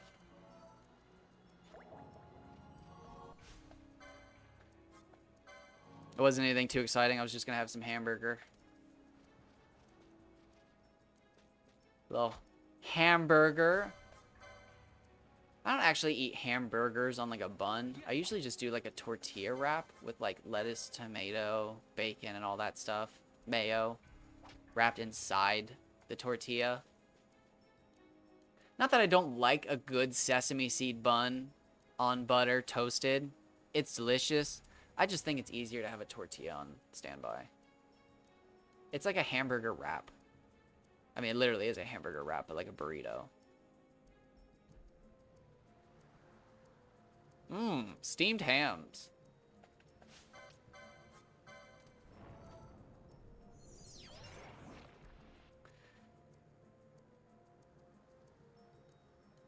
The Aurora Borealis in your kitchen at this time of year. Yes. Can I see them? No.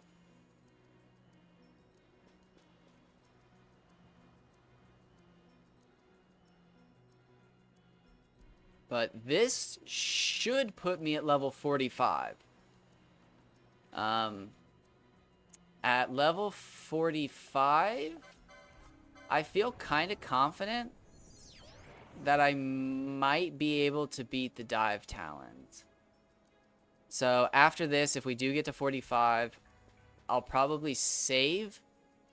And then I'm going to obviously take a break. But the next time I come back and play this, I'll probably look at getting Poison from Nalbina Fortress, spending my license points on health upgrades, and then actually just trying to kill a couple Dive Talons. Because it would be kind of cool to get like the Burning Bow before Pinello. Not that it actually matters or does anything, but like, it's bragging rights. But that would be cool. And then, you know, I could farm a heavy lance from Ferdinand.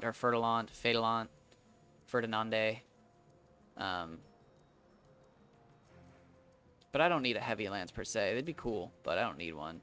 I think the werewolves drop a katana in this game instead of an axe, like they do in the Zodiac Age. In the Zodiac Age, I think they switched to dropping like some sort of axe, but in this game, I think they drop a katana.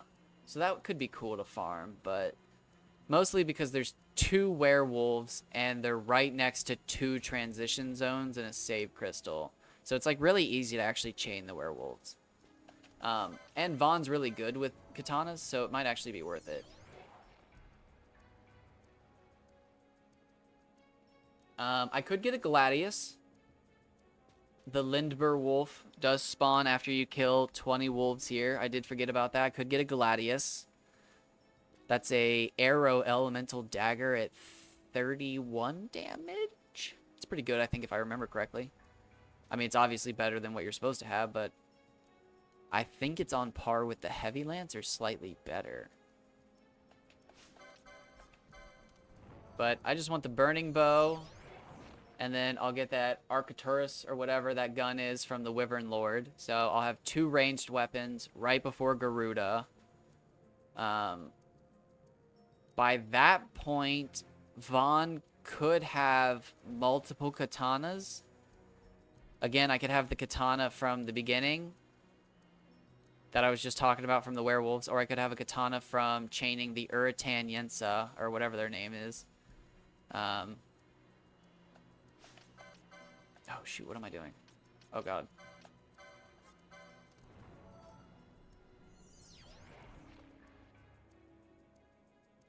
What else could I do? I already have the flame staff. That's really good. There's plenty of stuff. I could just... Gladius is an easy one.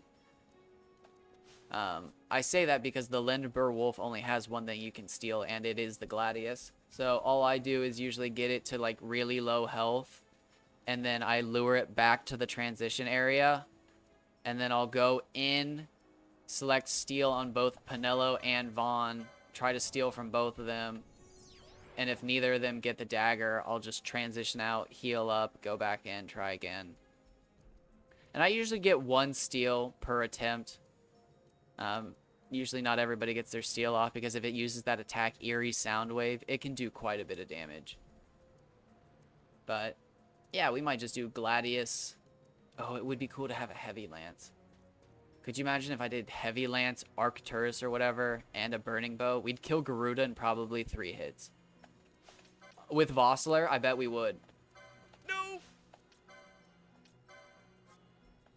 I don't think it used it. Oh, almost wasted a Phoenix down. If you use a Phoenix down when he teleports, it won't waste it. But if you use a Phoenix down on yourself and it says miss, it's a wasted Phoenix down. Not so fun fact. Bit of an interesting fact, but not fun.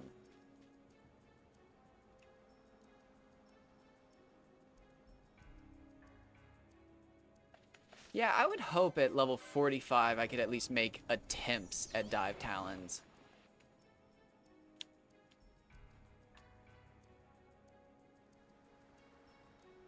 I don't know if I'll be able to afford all of the monographs, but so long as I have 25,000 gil, I can keep buying Phoenix Downs. So I think if I get to level 45, I'll definitely make a save, and then that way when I come back, it'll be like a nice clean slate to go get poison and do all that stuff and get set up to start fighting Dive Talons. And if it's like very clear and obvious that I can't beat the Dive Talons yet and I need some more experience, just a little bit more health and maybe a couple more license point things to buy like another HP lore for an extra 500 health, I'll just keep farming Dustia for a little bit, and then we'll grab Pinello, and it'll be time. Because all of the videos I see of people farming the Dive Talon with Pinello, they've got like 3,000 or 4,000 health. And that's a lot. Because like right now, I've got 1,800, and I have bought nothing on the license board besides what you have to. So, like, I really can't see myself getting another 1,800 health just from license board, like, upgrades. I know there's a 50, there's a 100. I guess there is... See, I don't think there's enough. I'll have to double check, but I just don't think there's enough. And for all I know, people were just literally using Vaughn and Pinello or were later in the game and had, like, 2 license boards on the Zodiac Age. I don't know. But I'll just have to see. I'm excited, though. We're going to get that Burning Bow. And then as soon as we get to Bujerba and Larsa joins the team, we're going to start farming some, what are they, Steelies? the little bats, and we're gonna get some crooked fangs, and we're gonna sell those crooked fangs with some fire stones and something, and then we're gonna get some fiery arrows, and with the fiery arrows, oh god dang it, with the fiery arrows, our burning bow is going to be doing insane amounts of damage. And then again, we'll get the Arcturus or whatever it's called. And we'll get Worm Shot or Aqua Shot on that. We'll probably get Aqua Shot first, I think. I think that's the earliest one you can get. And we'll just be an unstoppable force for the entire... We'll probably kill Bellius instantly. He'll probably get hit with that Aqua Shot from that upgraded gun that we're not supposed to have. And again, since it's a gun, it'll do total ignore of his defenses and just hit him for raw damage. The Aqua Shot will hit him for extra damage because he's weak to it. And then, yeah, I mean, like, it's just a super powerful gun for that point in the game, which is hilarious that I'm saying powerful gun. We'll probably only have parallel arrows to upgrade the bow with at that point. Obviously, you don't want to hit Bellius with fiery arrows, but we'll hit him with probably parallel arrows or something. Again, the burning bow will just outright do a ton of damage. Chain level 15, another one. Excellent. Good, good, good.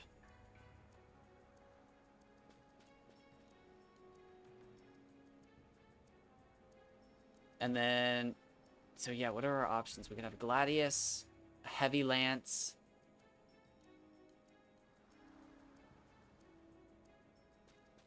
What are the other super powerful weapons I can have before King Wraithwell's Tomb? I keep thinking Kurakata, but that's only in the Zodiac Age. Oh, that was one thing I won't forgive the Zodiac Age for doing. Is like the blood sword is borderline useless. That was one of my favorite swords when I first played through this game. I thought it was so edgy and cool, which is probably why I like Rivers of Blood and Elden Ring.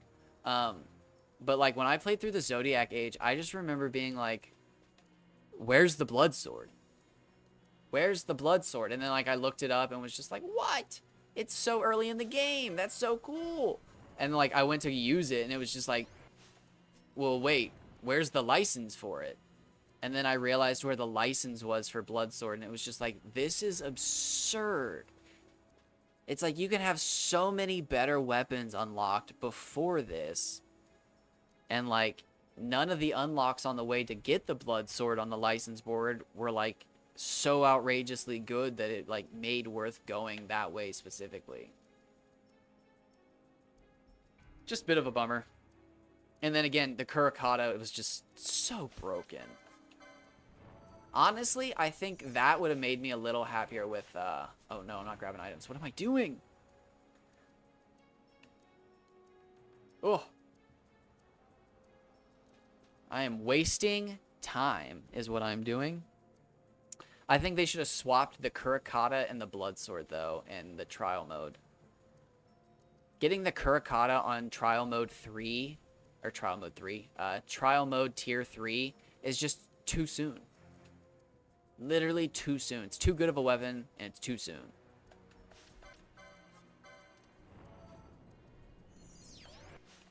What am I doing? I'm like in the farming zone because of the last one.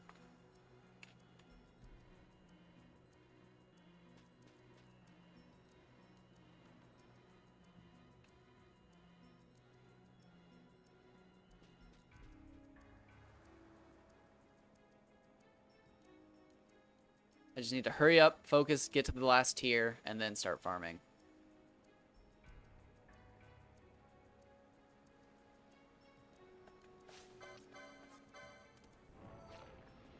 Oh, don't teleport on me.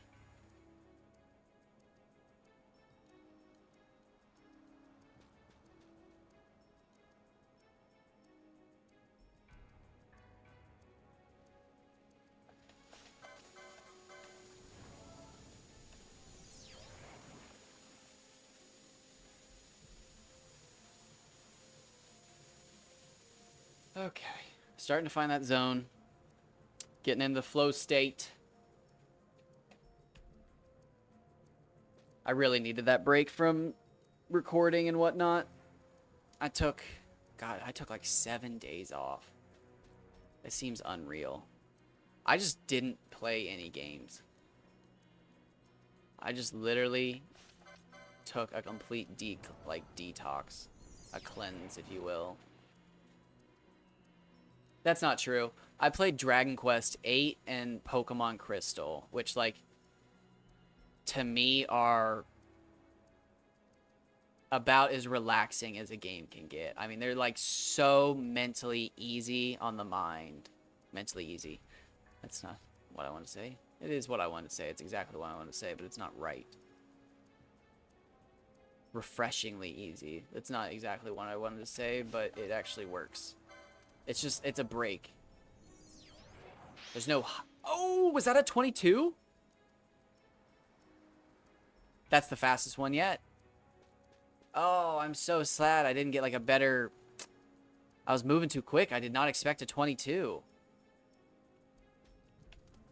I don't even think I let the chain thing pop up.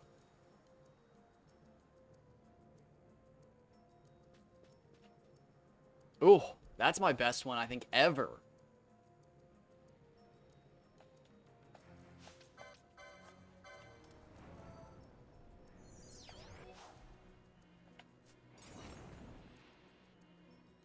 Whew.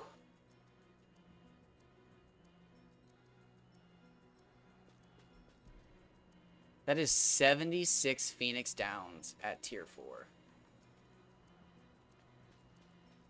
I'm about to see a lot of loot, I think. I might actually max out how many books I can hold. I might actually get 99. I got 91 last time, and we're, I think, 4 sooner.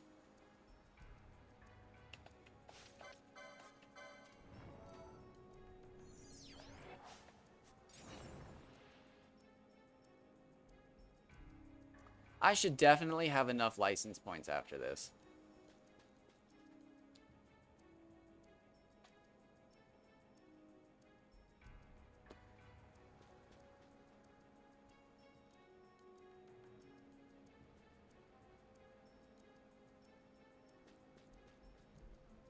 It'll be fun to actually just scroll around the license board and buy stuff.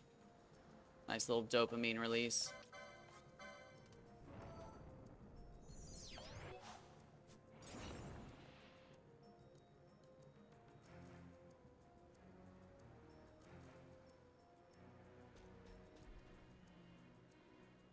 Ooh. Starting to get tight legs. I need to get up and stretch after this.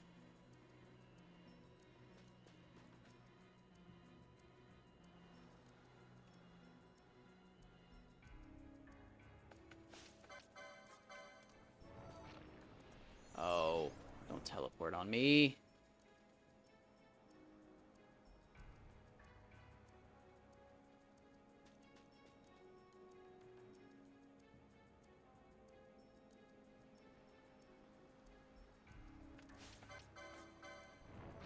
Oh my gosh, don't teleport on me.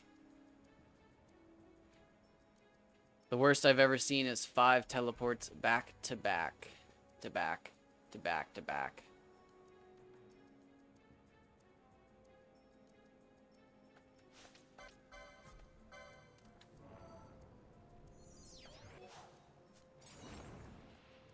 Ooh, 183. Lame.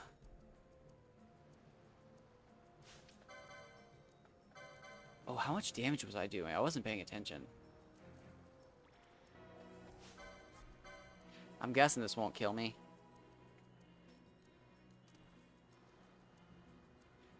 On a wing and a prayer. Oh, we're good.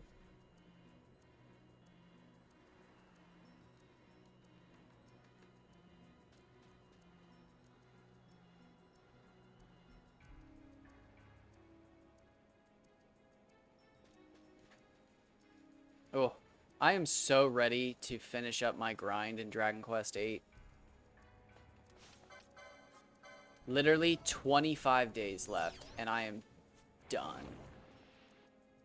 The grind is over. We have 999 strength in Dragon Quest VIII. Actually, it's not true. We'll have 899 strength because we're only level 78, and over the last 11 levels, we'll get the last 100 strength. That makes us 999. So we're only going to get to 899 right now because we still have points to gain from leveling up, but nonetheless, we'll have max strength.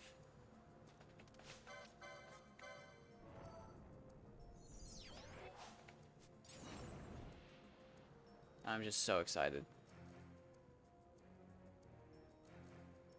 It has taken, I think, 3 months, 3.5 months to collect that many seeds of strength to upgrade my strength by 600 points.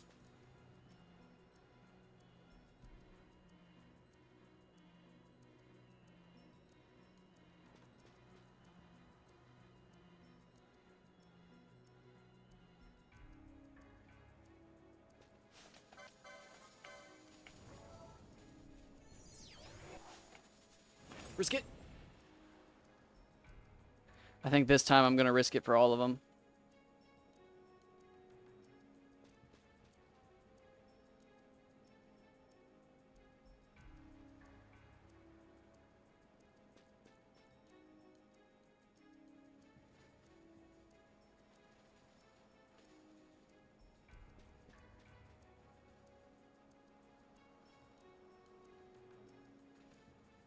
This should be the right one, right? Yep.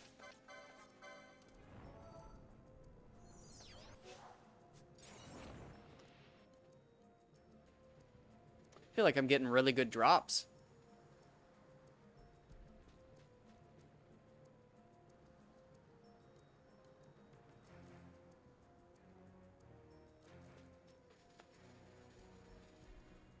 Still time for a dry spell or two, but let's see what happens. Oh, too soon.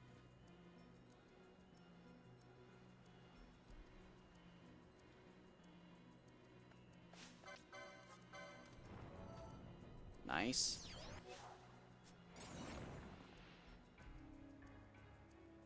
Yeah, if we keep getting license points like this, it'll be crazy. I wonder if all the other people get those bonus license points. I would imagine so, right? I'd guess.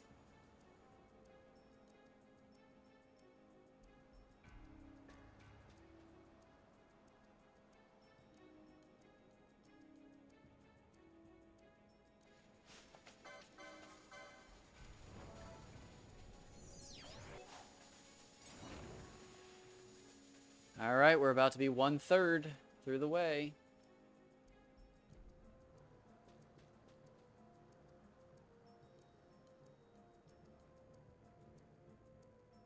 Okay, well, I'm at an hour and 58 minutes.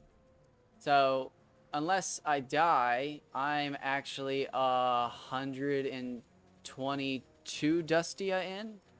Yeah, so if I die to a wolf right now, I would cry. But thankfully I saved, so I'd only lose the current Dustia I'm working on now. Yeah, 132, right? Sounds right. That's a lot of Dustia, though. Did I just get shell? Yeah, okay. That's not so bad.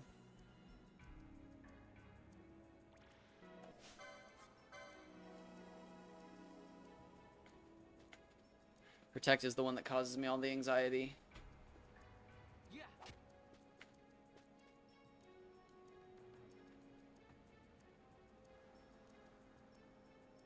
I guess once I buy all the HP lures and stuff like that, it'll be easier to get within the 10% range.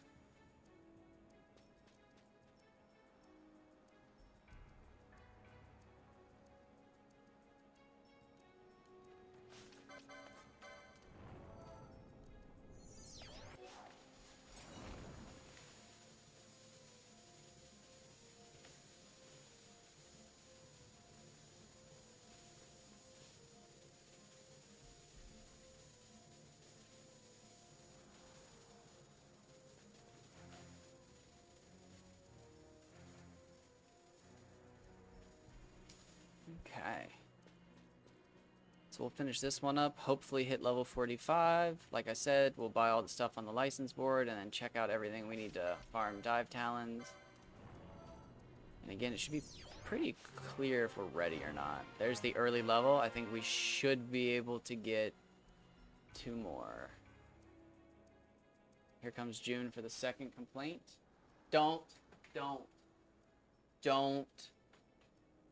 start chewing on cords.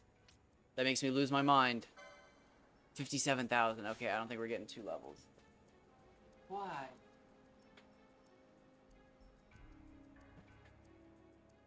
I'm not gonna go get your siblings down out of the windowsill so that you can have a spot.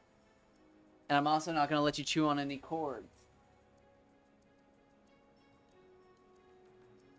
Oh, don't lick my feet. That's weird. You psycho. That was like the worst opportune time. I'm fighting Dustia. Don't you touch that cord. Okay, that's a scratching post. You're allowed to do that. Oh, God. Yeah, JoJo will eat anything when she gets upset. Jiraiya will, like, tear at stuff. He'll, like, tear up couch legs and stuff like that. June will chew on... Oh, my God. Will chew on whatever cord she can find. Stop! Stop, you freak! God dang it, that's my backup PS2 cord!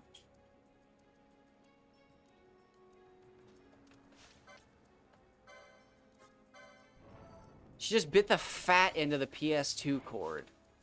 Like, that goofy-ass face cats make when something's too big, so they just fit it into the back corner of their jaw and try to, like, nom on it.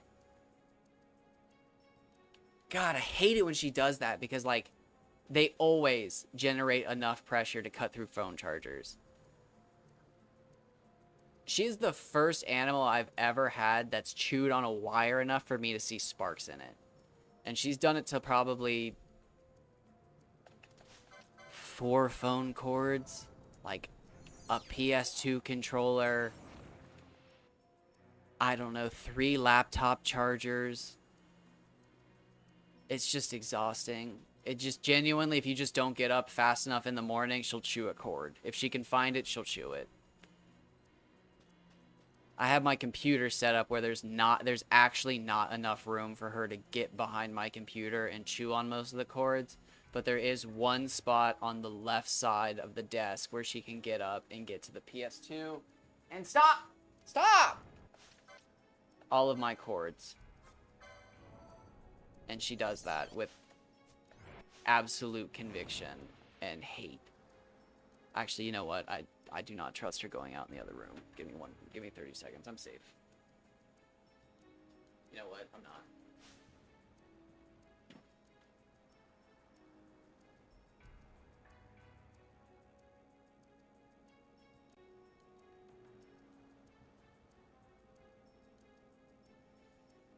God damn it.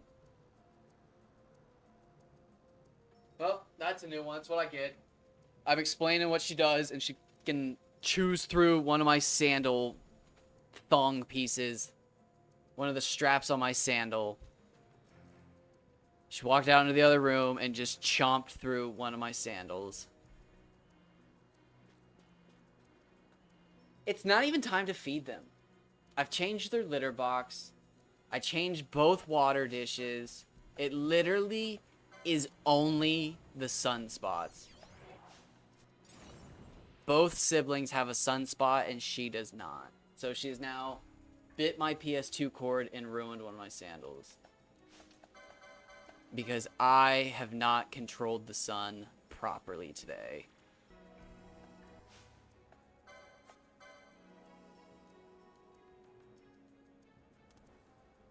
She's the oldest one too, in case you're wondering. Yeah. Yes. She is the eldest cat. In case you were wondering, the 2 younger siblings are passed out in sunspots. like well-behaved cats, while the older sister is running around the house destroying things because she wants me to think I'm a bad owner.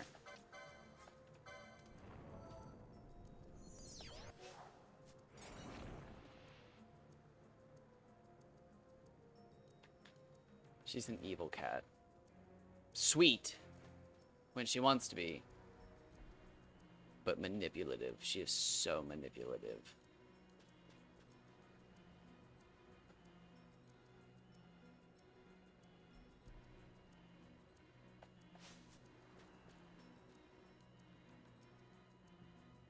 JoJo's persistent. JoJo won't like purposely get in trouble. She'll just keep like meowing at me every 30 minutes until she gets fed. And then like after like the 6th or 7th half an hour, she'll try to eat something that she's not supposed to. Actually, I shouldn't even say that. She will eat something she's not supposed to. There's no trying.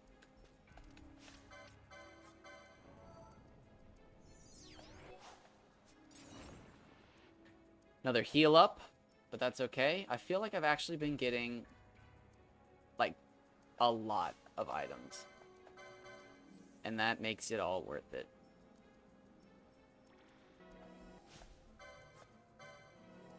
I do not care about having to stop and heal and hit myself once if I'm getting that many drops.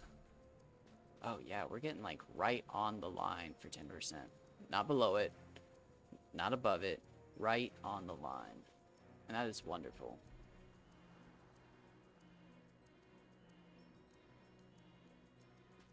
Perfect. We'll probably get to 44, which will be a little low. Oh, I did say I was going for it. I got that pretty easy. You have to make sure you're in line with him. If I had to go diagonally, I don't think it'd be worth it.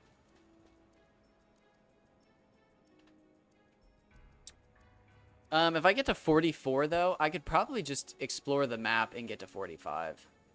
Oh, I should look up how to specifically spawn that croc over in the Dalmasca Ester Sands and get better armor. Because farming him will probably get me to 45 at least. Because I have to get quite a few blood wools. I think I have to get blood wool and drab wool, actually. I'll have to look into that. And then, yeah, I can actually get an upgraded armor set from him. And that'll be pretty cool. Yeah, you sell blood wool, drab wool, and something else, I think. And you get, like, a really cool armor set quite early in the game. So that would be nice to farm the dive talons with.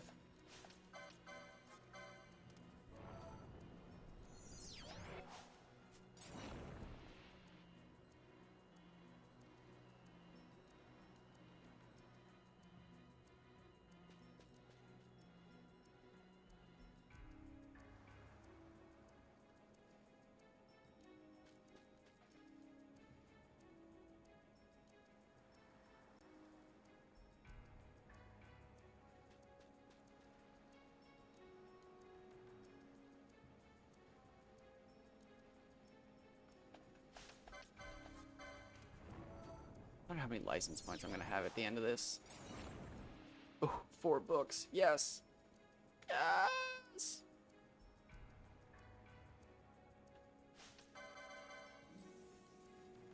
Actually, I haven't seen Protect in a while. Kind of nice. I feel like I'm flying, actually.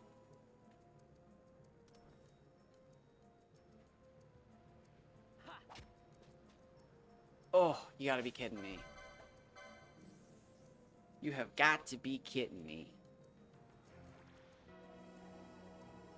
That doesn't feel like enough. How much damage am I doing? Oh, God.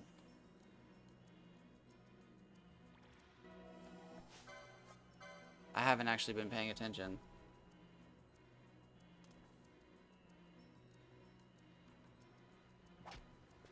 $488. Okay. Oh, yeah. 488 to 507, I think.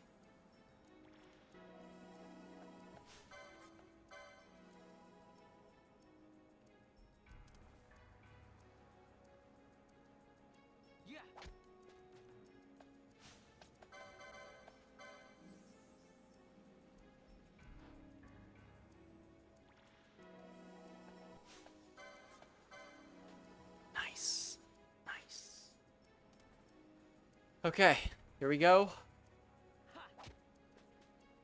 God, I hate that.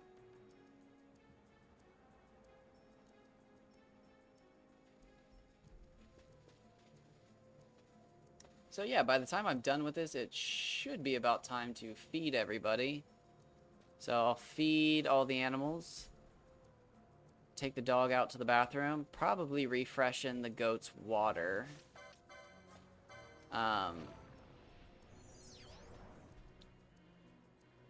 Grab myself something to eat. And then I think we're going to bounce to Conan. Bounce!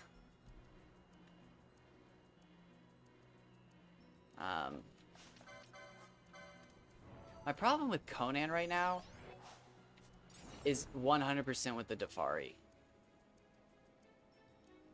I don't want to invest too much time into a playthrough of Conan right now, only to come back in like after a 3-day break or something like that, to find out that they essentially removed all of the Dafari like game changes. Not that I like the Dafari game changes, I actually think they're really stupid. But like obviously I'm gonna use the best damaging thralls in the game. That's just who I am. But like, it really upsets me that they've done this. It doesn't make any sense. The fastest to break thralls and the earliest defined ones should not be the strongest. It's ridiculous. I feel like the volcano thralls have been shortchanged their entire existence. 3 flame staffs, very nice. But I'm not sure what I currently want to do in Conan. I think I'm going to farm until I get the truncheon upgrades and at least a few more levels. And then I think I'm going to do 3 Greater Wheel of Pains. The second tier ones that hold 4 people that I made last time. I'm going to make 3 of them. Because I think by the time I fill the 3rd one, the first one might be finishing up.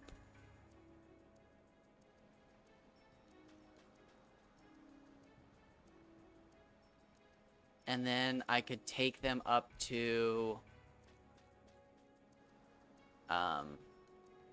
C11 where I always build my base. And I could put down like a very rudimentary version of my base and keep farming. And basically farm like, I don't know, 12 Delenzia. And like the Delenzia will take forever to get. But I can use the Cannibal Brutes and the Thrungas to like actually explore the Mounds of the Dead. And if I, oh dang it, if I can get like a Love Tap and a Sveth's Truncheon, I could pretty easily run around the Mounds of the Dead, I bet, and knock everybody out and find some crazy good thralls. And then I think once I have those thralls, I can go back and live on the beach.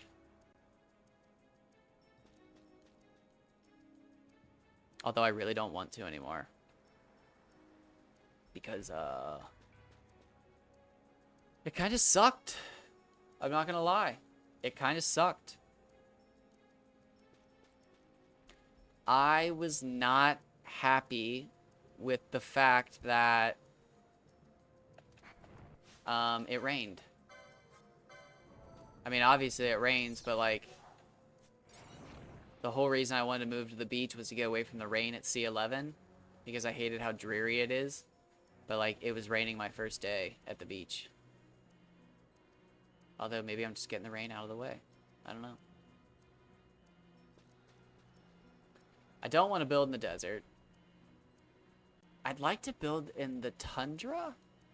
Especially because I just saw people talking on Conan Exile's Reddit about how when they build in the tundra and like the actual cold biomes, they build an entire empty base floor under their actual floor so that there's like an entire layer of campfires underneath them, and it's like they have heated floors. And I was like, that's the funniest thing I think I've ever heard.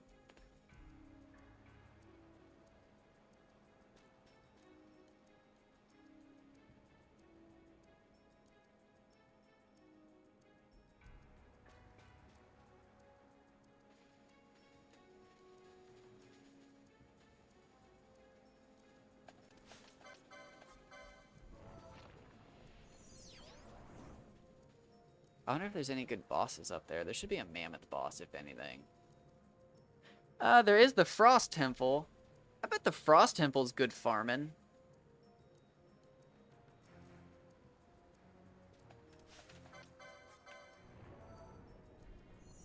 Oh. I've always wanted a volcano base, to be honest. Maybe this is my time to do it.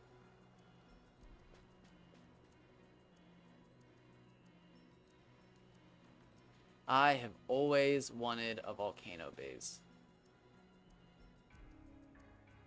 It's so out of the way, though.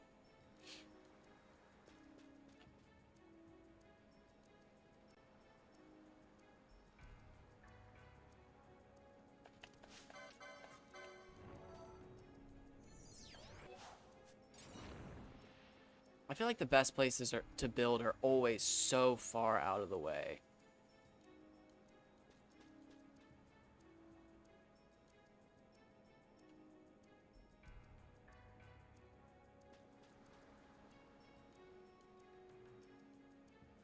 I really wanted to build at the Great Dam. I might do that.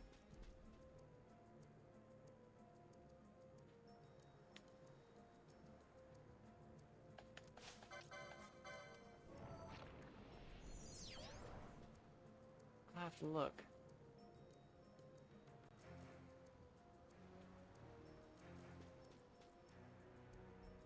I could build my super base again.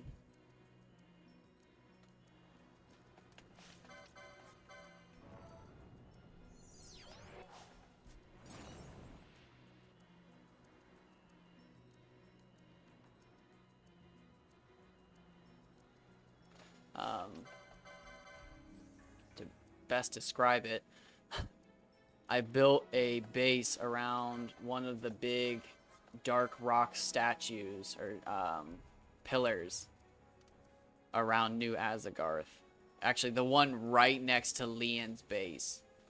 I basically built a giant wooden structure around it. That was a really fun playthrough of Conan. I quit that playthrough because all of my thralls fell through the ground. And I didn't know what to do. I thought they all just kind of disappeared. I thought they had timed out. And then people were like, oh, if you use God mode, you can like teleport into the ground and see if they're there. And I was just like, you know, I'll do it. So like I went into the ground and found them all there and literally just put them on following and went straight up, and they all literally just followed me out of the ground back onto the surface. And like I sat there for a minute and was just like, well, I feel like I cheated, but at the same time, like I didn't. I just got my thralls back, but it was just like I knew it was going to happen again, and I didn't have the time to move them all individually to a new base because like I had a purge on the way. But I just remember being so mad that playthrough that it was just like, well, I'm done. I think my next playthrough, I basically cheated all the best like resources and stuff in the game at the very start and was just like, okay, like I've got all star metal tools, I've got a predatory blade, I've got an executioner's hood, Hyborian armor, and I just played through the game at like max strength. And it was a lot of fun, but it also made me realize that, like, the bleed builds with poison and stuff were honestly better because I could spend my stat points on other things. And then eventually I realized, like, thralls were the way to go. And then, yeah, it just spiraled out of control. But now we're in this weird area where, like, again, Defari are the best thralls. They're super broken. They take no time to get, and they have no health. So, like, again, you have people on Reddit rolling them so they've got plus 45 health upgrades, and they've only got 6,000 health. And it's just like, what's the point?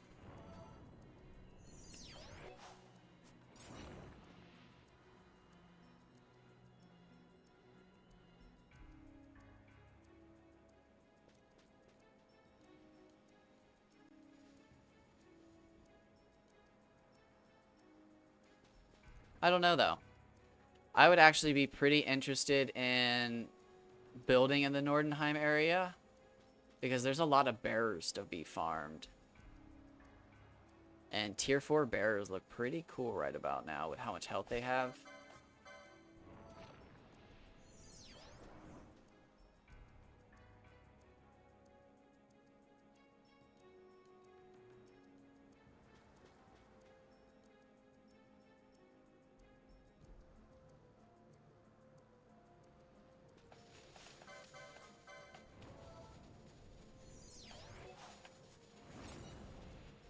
But again, there's absolutely nothing that stops me from just getting 30 Defari cannibals.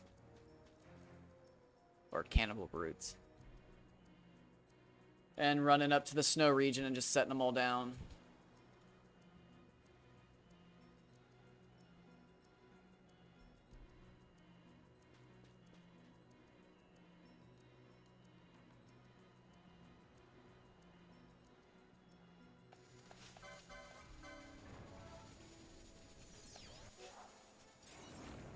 Nice.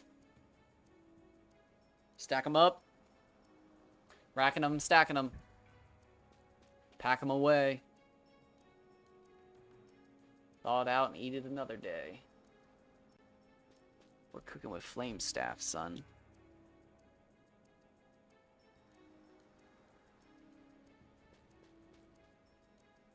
Taste the ardor, por favor.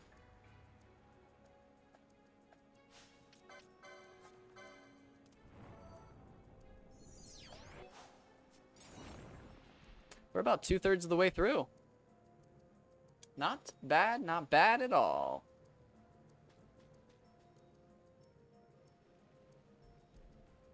Some good grinding today.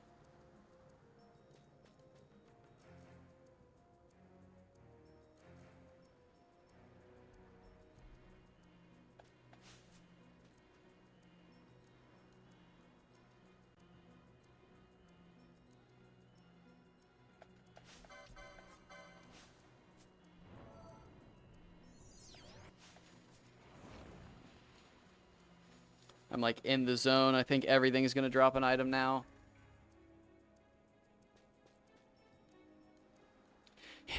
You know, it's really dumb, but I probably could get an easier chain from the Dustia than I can the Wolves. I'm not going to, but I wonder how fast I can actually get a good chain on the Wolves going. Ooh, I didn't even like try on that one. I just ran.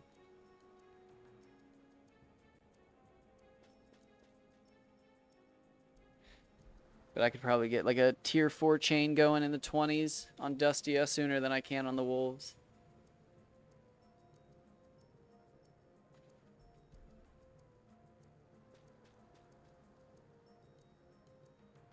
That'll be nice though, because I can just transition from all the different areas to get the dive talons.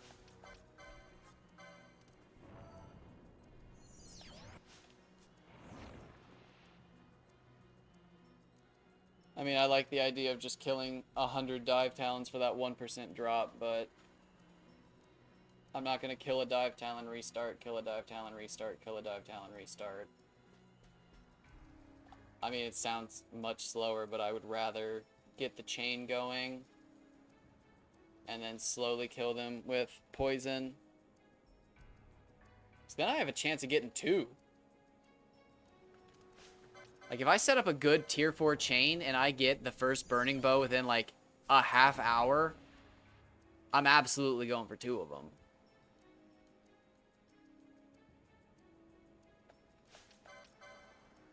Oh, what am I doing? The worst part is it would have let me do it, too.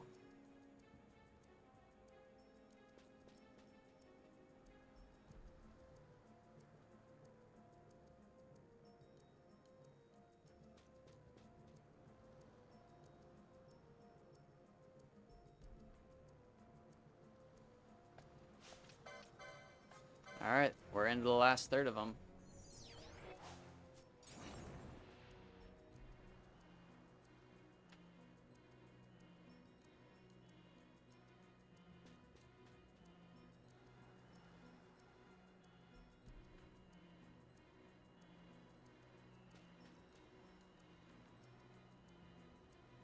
I want to see how much experience I have till my next level, but I'm not sure if I can keep my eyes away from how many license points I have. I want it to be a surprise.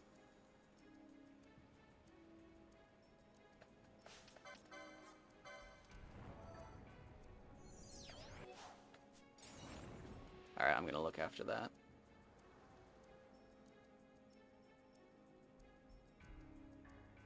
Do, do, do. 20,000. Oh, I'm going to make it.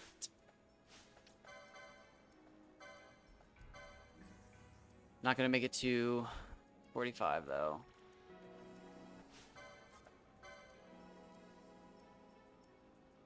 Oh, that's... I have Protect on.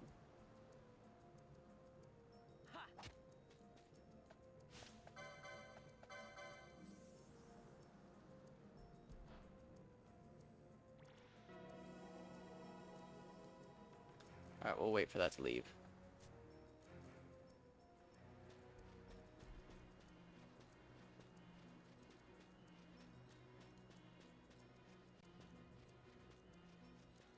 Not sure if running helps. Probably not. I think it's time-based.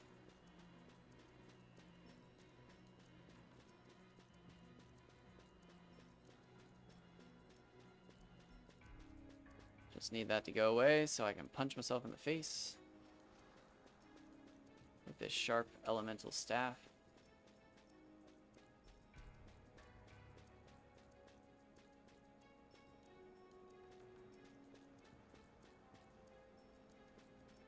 Wow, did I get it on that last one?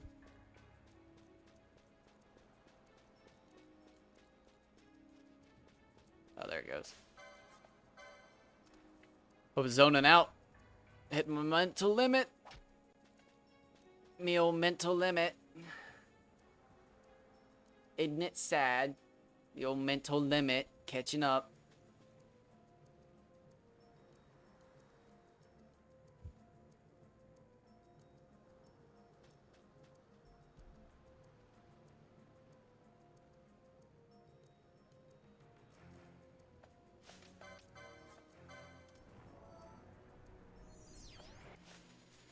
Nice. So yeah, we should have about 11,000 experience. No, 12,000. She looks like we have about 12,000 experience coming our way into level 45. So we'll have part of level 44 taken care of going into 45. But we will not hit 45.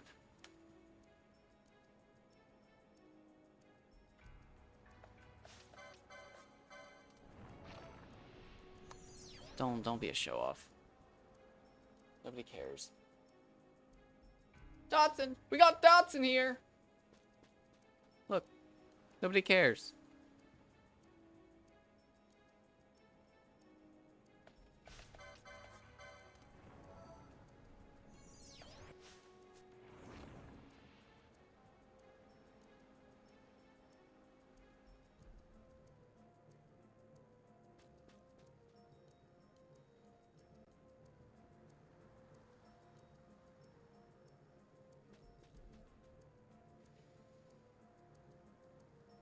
Dang, I'm thinking about it. I really want to build outside the Frost Temple so that I can use Black Ice and Obsidian weapons this playthrough in Conan. I think if I build near the Frost Temple, I don't know. There's no point in building by the Frost Temple because it's just, I have better access to the mountains and everything else from my usual spot.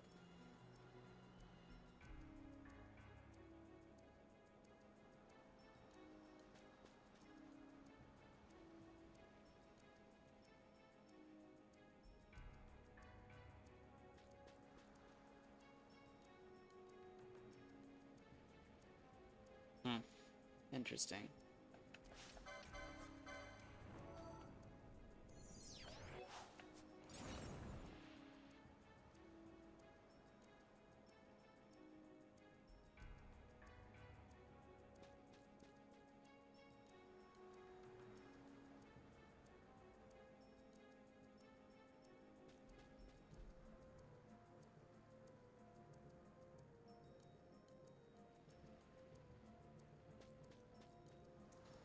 Okay. I'm actually starting to wonder how far along I am in getting items from these guys. I guess at a certain point, if I hit 99 books, I'm technically, I guess, wasting money just trying to get staffs. Oh, we're at 85. We're fine. We're fine. We might hit 99 though. But I think I'm fine to just go all the way without worrying about it. I'll probably get 96 or something close. Not actually have to worry about it. But yeah, if I was at 99 right now, I'd probably just call it quits. No point in wasting a bunch of money if I'm not picking up books.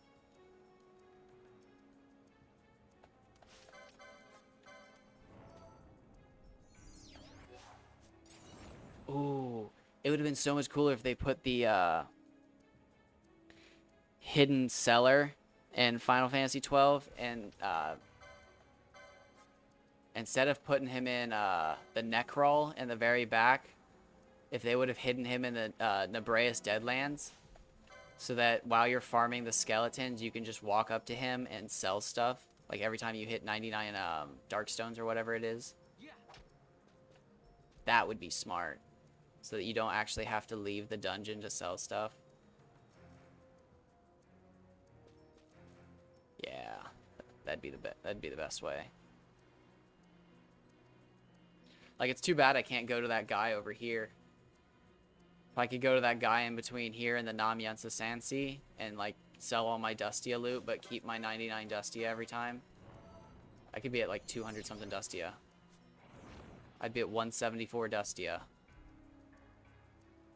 That sounds like an address. 174 Arroyo Dustia Vista.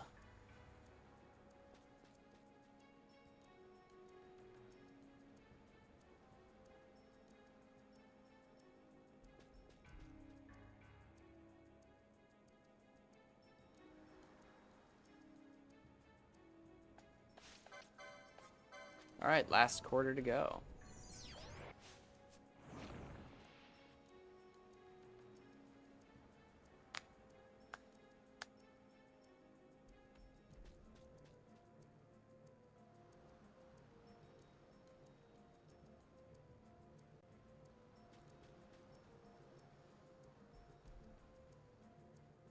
Oh, just tried to adjust my neck.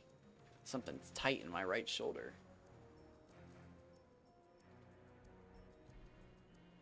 I'm gonna have to hit the old roller and take an ibuprofen and work my neck pain out. It's probably from looking left constantly, looking at chat.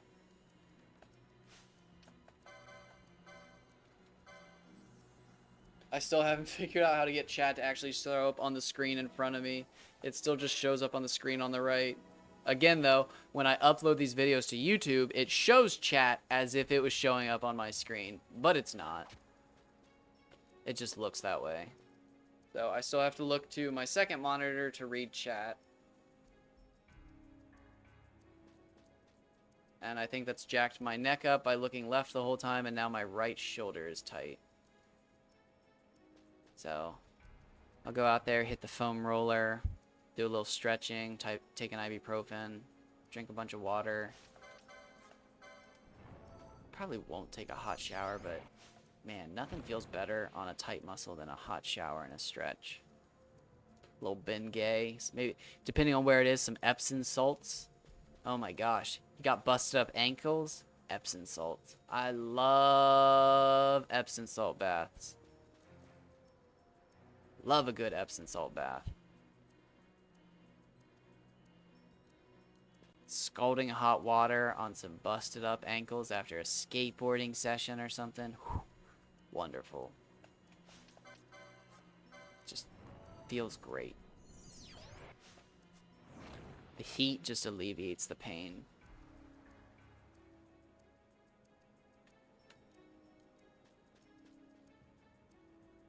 I think it's safe to say that person left.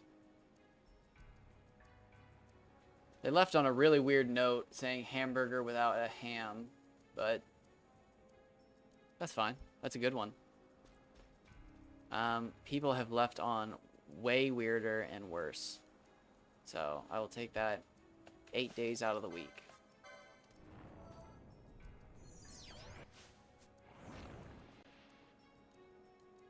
Two hours and 36 minutes, 30 seconds. And I feel like I'm starting to lose my flow state. That's okay, though. I have played quite a bit of Final Fantasy today.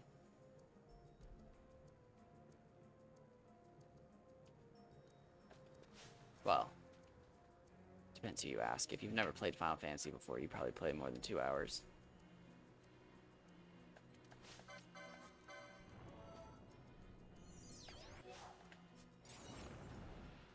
Another heal, that's fine.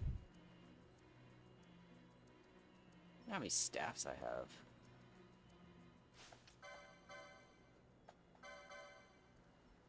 Nice, we got 13 of them. And I managed to not look at my license points once that entire time. I just kind of did the 1,000-yard stare into the center of the screen. I have 20 Phoenix Downs left. I had 33 when I last checked. I said I needed 20,000 experience. So I'm going to have like 5 Dustia left. And I'm going to level up. No. I thought I said 11. We'll have to see. We will have to see.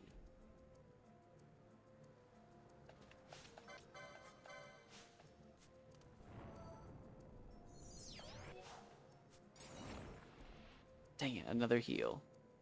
Flame Staff's kind of nice, though. Again, it's worth 2.5 books.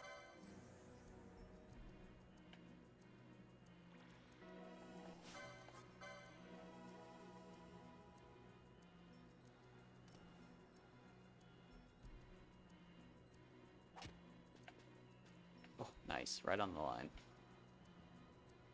I also like that while we're out here talking to this merchant, we're slowly, oh no, oh no, no, no, no, no, no, no, oh no. Zoned out so bad right there. Oh my god. That's like the, I ate a large Dairy Queen Blizzard and the car's too warm on a summer afternoon zone out. That was scary. Oh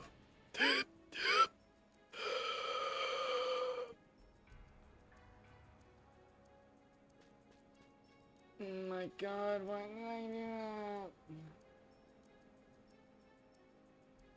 Did I just ruin all of that? I feel like I did. I feel like a big old idiot. Oh my god. Oh, I'm sweaty. Having a panic attack. Oh god, he's right there. Yes! Yes, we reign supreme! Ultimate talent.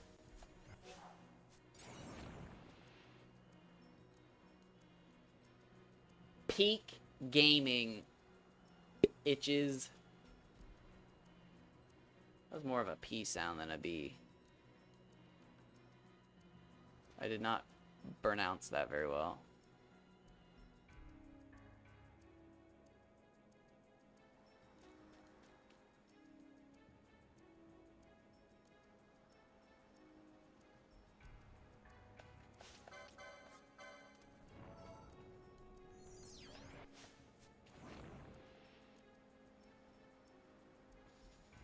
Okay. The level up should be coming at any point.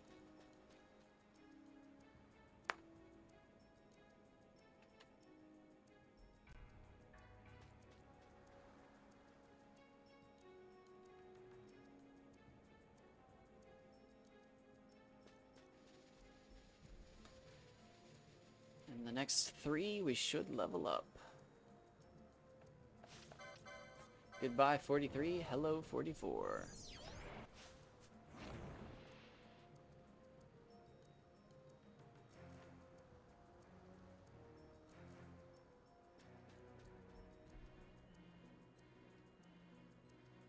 Okay.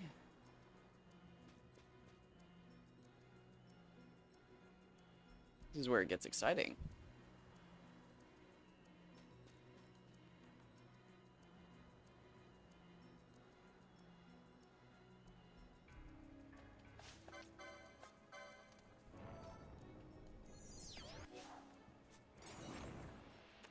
Another heal. That's fine. That's fine. We'll just cure ourselves and strike again. Nope, don't do that first.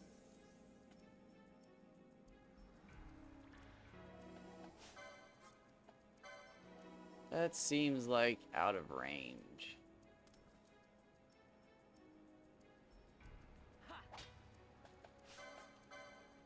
Oh god. Yeah.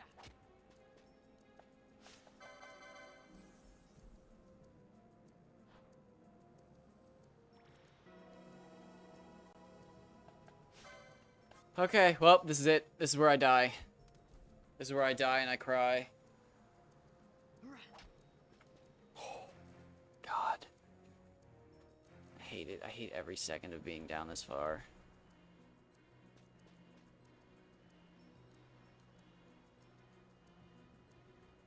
I hate being so low health it feels like if something sneezed on you, you would die.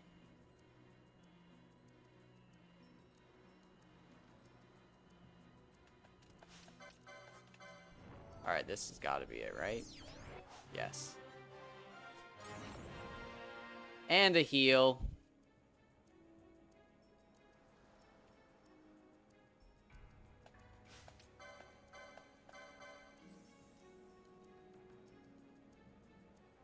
Okay, do I want to risk it? Let's do it. 666, lucky numbers. Let's get it.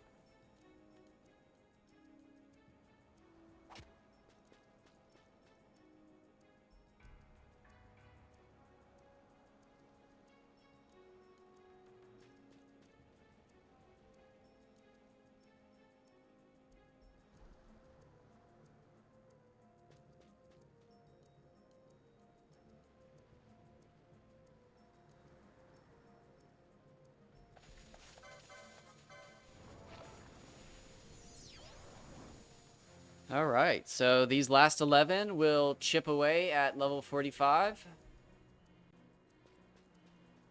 Then we'll heal up, go back, buy all of our next Phoenix Downs, save, and I think we'll honestly take a little stab at the Dive Towns in the next one. Okay, so I've had a couple close calls here. I'm going to check my books real quick. Okay, yeah, we're done.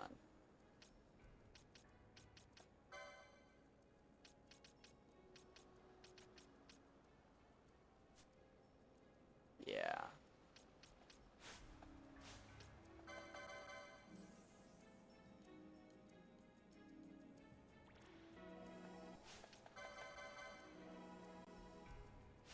What am I at license points? Yeah, we're good.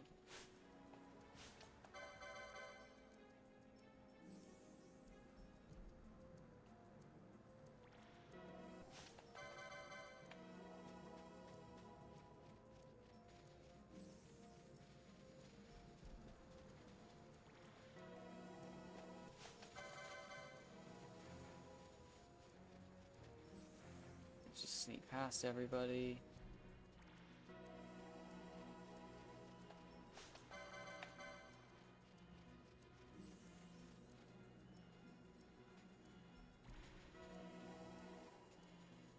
Nice. Just in case something happens.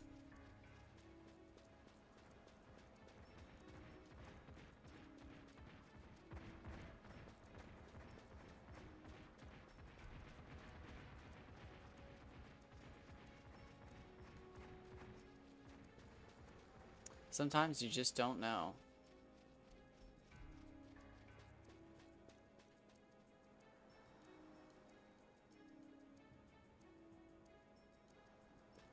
Could you imagine if that mini-map actually kept, like, track of where you walked? That would be so unbelievably helpful for, like, figuring out where you haven't been.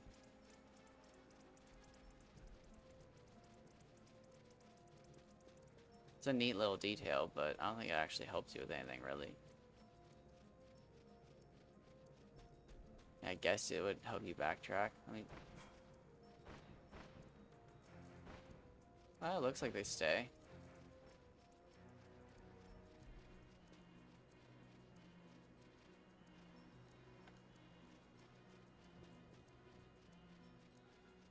Oh, they... Yeah, they don't stay for very long, though, once you start walking in a circle. Which I guess is kind of to be expected.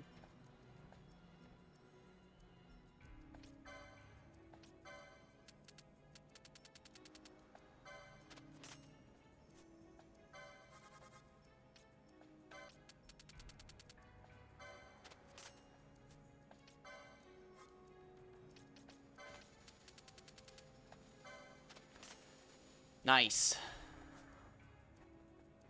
Oh, he scared me.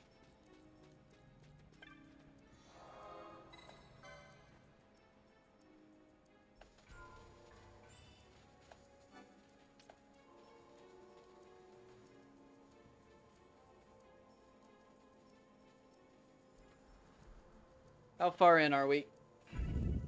Not bad at all. Not bad at all. 400,000 Moppet. The greatest Moppet to ever do it. Alright, so thank you for stopping by. Thank you for watching. It wasn't the most exciting episode, but we got a lot done. So much done. Potentially enough that we can start farming. So, hopefully next time, it's exciting. So until then, enjoy your day, and I hope to see you soon.